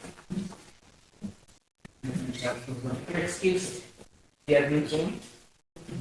I thought I did this morning, sorry, and I went and checked, and it sounds like you guys passed them last week. So, thank you. Yeah. The soup was sitting there. No. Have a good week. You have any money for us? Well, one time funding? Who's report? 9-4-0-3. I was hoping for, they told me to have that, was one time funding.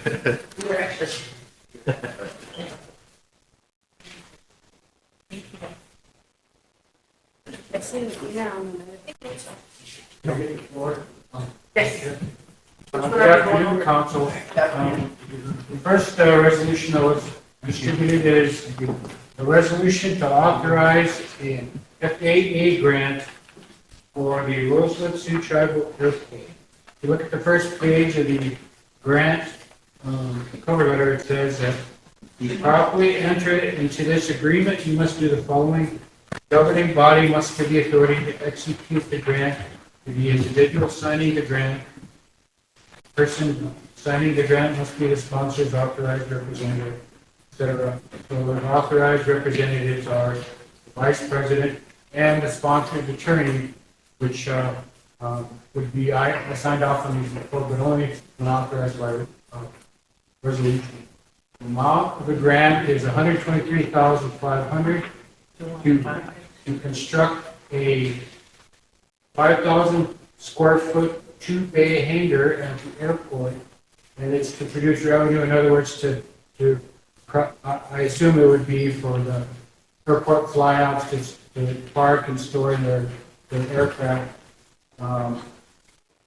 There's some grant assurances, primarily that the tribe would agree to follow the audit compliance under the federal regs, 2 CFR Block 200, and to provide grant assurances that the tribe will follow federal law and the terms of the grant, but it's pretty much standard. This is like the fourth or fifth grant, FAA grant in the last several years. the tribe has approved, so. And one final thing, the electronic signatures on the executed grant have been sent back on 5/28, which is just right. Is there a motion for emergency? Wayne, second. Chris, and a question by Tammy. All in favor?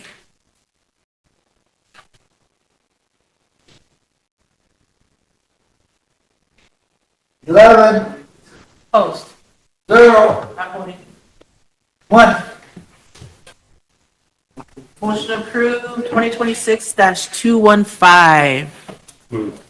Motion by Wayne, is there a second? Emily? Go ahead and read it in. Seventh, whereas, as a condition of receiving federal assistance under the award, the tribe agrees to comply with audit requirements established under 2 CFR Part 200, Subpart F, and other applicable audit requirements and standards. Whereas, the Rosebud Sioux Tribe Motor Fuel Tax, Sand, and Gravel recommends that the Rosebud Sioux Tribe authorize and direct the president of the Rosebud Sioux Tribe or their designee the authority to execute the grant, followed by the attorney's certification no later than August 28th, 2026. Therefore, be it resolved that the Rosebud Sioux Tribal Council authorizes and directs the president of the Rosebud Sioux Tribe or their designee to sign and execute all airport improvement grant agreements and other related documents on behalf of the Rosebud Sioux Tribe, and the tribe's attorney to sign and execute the airport improvement grant agreement and attorney certification.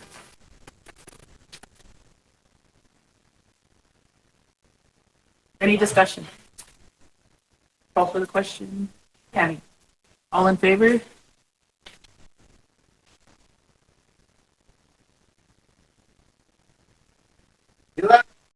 Opposed? 0. Not voting. 1. Motion carried. Okay, we get Eric, will go ahead and sign. Here's the original, Eric. What was that number again? 215. I think we do it by electronic, so I'll have to go back and look at the email. Second resolution, and the number on the top is incorrect, it's 224,136. It's incorrect. So I believe the council has passed this resolution. Contain Robbins Kaplan, who represent the tribe in that class action lawsuit against made out, basically Facebook, social media, and that includes Instagram, Snap, TikTok, Google, YouTube, etc. For the defendant's design of their social media platforms to appeal to and convict children, causing an increase in mental health issues, including suicides. So the terms of the retainer, the client, which is the tribe, would pay Robbins Kaplan 33% of the total recovery obtained by either settlement or by judgment. I don't know if you've been following the news, but this morning it was announced a $1.7 billion settlement in this lawsuit, which the tribe is entitled to a share. So if the tribe passes this lawsuit, retains Robbins Kaplan, then we would be entitled to whatever the tribe's share of that settlement agreement is. 33%. I asked Tim Purdon, who's the attorney with Robbins Kaplan, he said that 33% is the same fee charged that they charge to all the tribes that they represent. But the reason I thought it was important that you consider it today is because this money could be used for mental health counseling and treatment, and whatever the tribe share is of that 1.7 billion, that would be the purpose of that funds for that kind of counseling and treatment. So I thought it was important to bring that to your attention while that settlement has been reached. So we need Chris. emergency legislation? Yes. Motion for Right, emergency Chris? legislation. Second. Emily Totes. All in favor?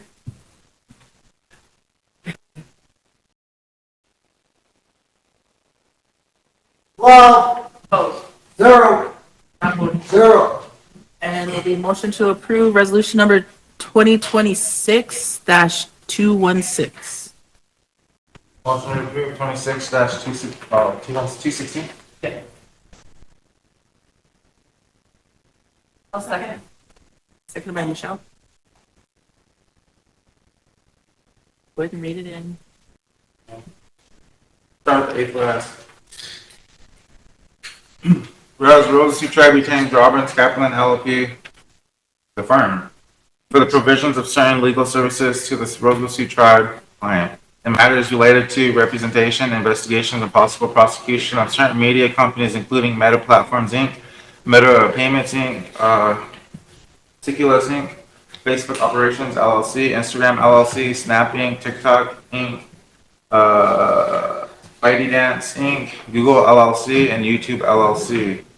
Under theories of negligence, public nuisance, and other laws to seek to hold defendants accountable for the past, present, and future costs the clients have incurred because of the defendant's designs of the social media platforms to appeal to and addict children, causing an increase in mental health issues, including suicides. And whereas the event of a recovery obtained or by settlement or by judgment, client agrees to pay the Robbins Kaplan firm for the services 33% of the total recovery. In the event there is no recovery made, there will be no obligation to client to pay attorney fees or costs to the firm. And therefore, it be resolved that the Rosebud Sioux Tribal Council authorizes and approves the retainer agreement with Robbins Kaplan LLP for legal representation and prosecuting claims against the defendant designed of the social media platforms to appeal to and cause an increase in mental health issues, and be it further resolved that the president of the Rosebud Sioux Tribe is authorized and designated to sign and execute a retainer agreement and any other supporting documents. Any discussion? Question by Emily. All in favor?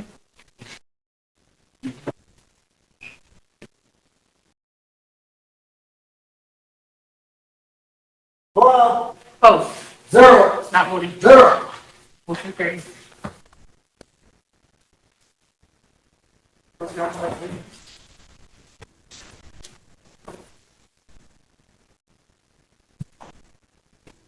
give this to Terry.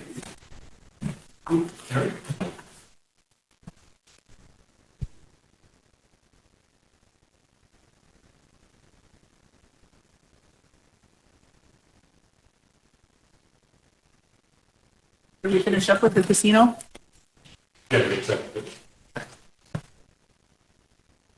Sherry. Sorry, I know I stepped out when he was reporting. Did anybody ask if there's any, gonna be any opportunity to lease out the Rosebud room? You mentioned that? He just said he shut it down. Okay. I think it would be nice to maybe next time he comes, make that recommendation, or maybe you can talk to the board about that. Trying to lease it and put it up for bid. Lease it out for what? Chris. Clients, actually, that's something that definitely we've been considering. We were considering it even before we opened up for the those Friday and Saturday meals. We've been considering that for a while now, but for the time being, we just have vendors coming out, like Mercedes Tacos or Mrs. Bread or the other taco stuff. But that is up in the works. And if you guys know anyone affordable. Oh, that's what they started having those food trucks. Mercy's Tacos. Anything else? Move to adjourn. No. Motion by Wayne. Oh, hold on. Jerry, and then you withdraw? Wayne? I have something I want added to the agenda for the next meeting, or some research to be done on it, regarding, a person on the election board posting stuff about candidates. On the next council agenda? On the next council agenda, or, maybe make a motion to start the process for the board to review that or remove.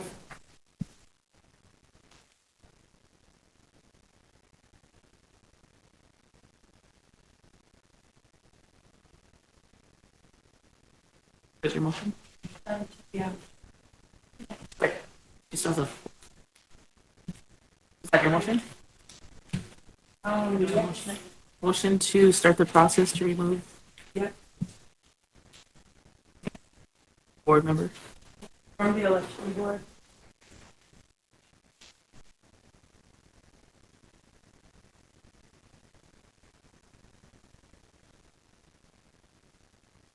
Anything else? That's it. For the political posts made on Facebook about candidates. There's a second. I'll second. Second by Michelle. Discussion. Michelle and then Toots. Just to add on to your motion, I had received word from the election office that it's up to this body. So the election board has already made a recommendation on this issue and said they're referring it on to council for a determination on that. And they did make a motion to suspend him and they referred it to council back in June, I think. I got that notice this morning. Was it June? That motion? I'll go grab it. I got you, Mike.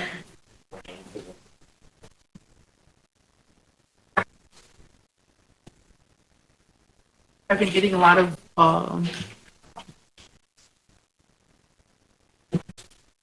that return of service.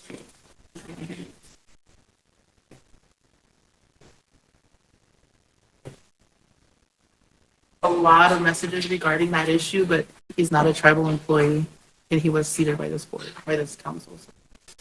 I wanted to make the motion. Okay.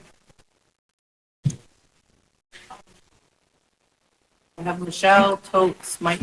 Mike, I just had a question on it. Can we get, for our own notification, gratification, I guess, can we get something in writing, whether it's some minutes or a memo from the election board with their recommendation?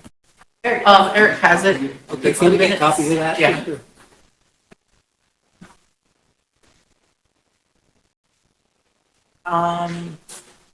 Totes. I've done a question from Michelle.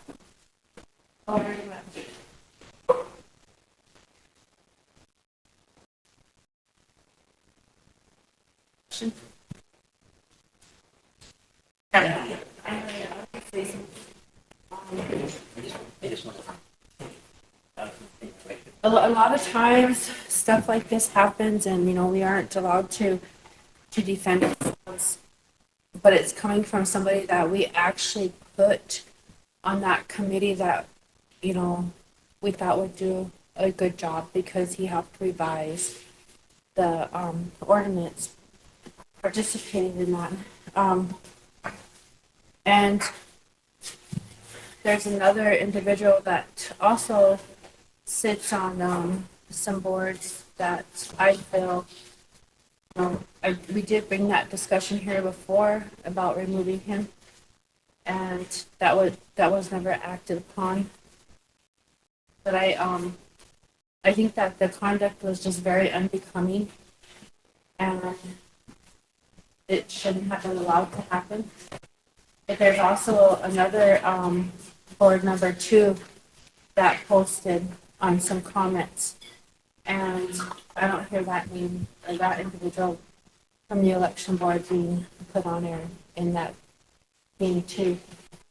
But I'll question it, I guess, if there isn't anything else.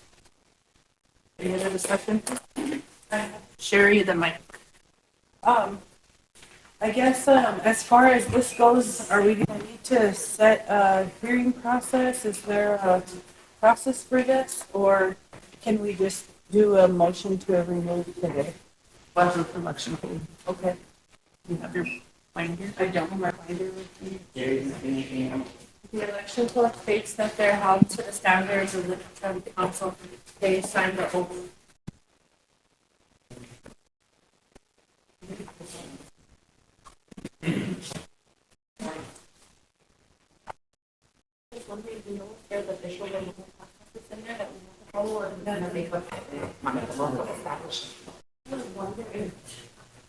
That's what Eric's bringing, right? Recommendation.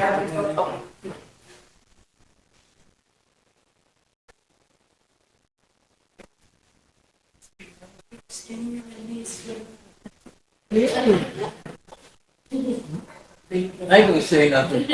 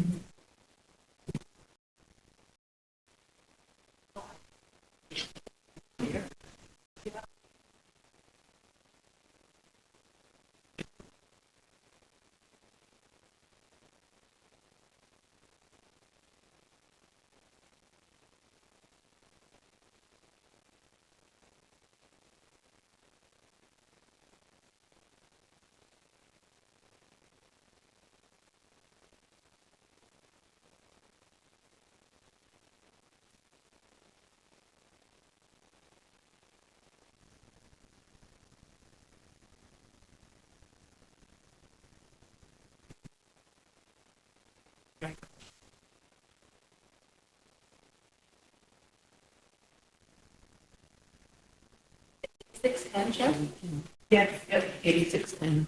I'm trying to see if there has the, what number of section, or what section? 500. 500 is for the committees, because the board is separate than the committee. But it doesn't stay in there.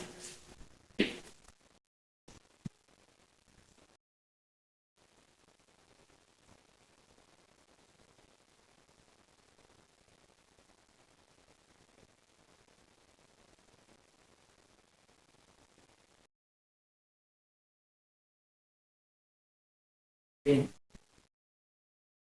got section 900.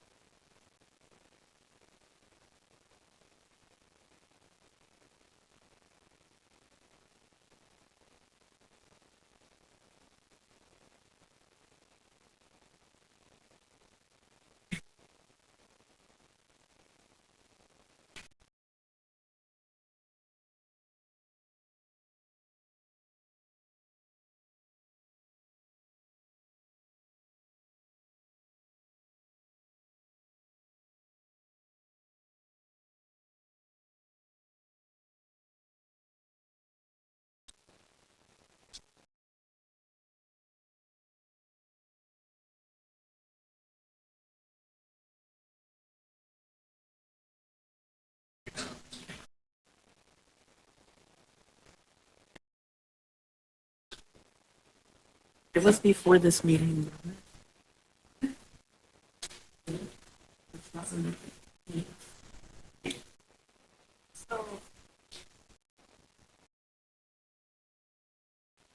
For 2 meetings and forward the recommendation to tribal council. 904, section A number 2.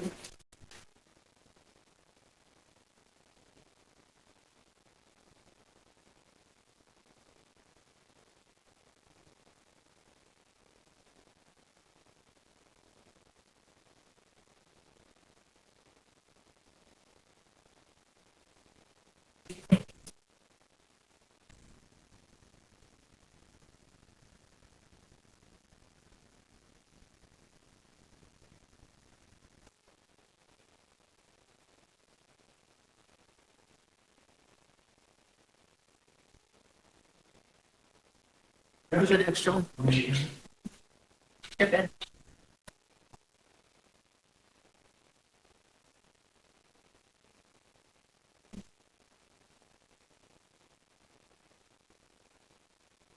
Here's the reason.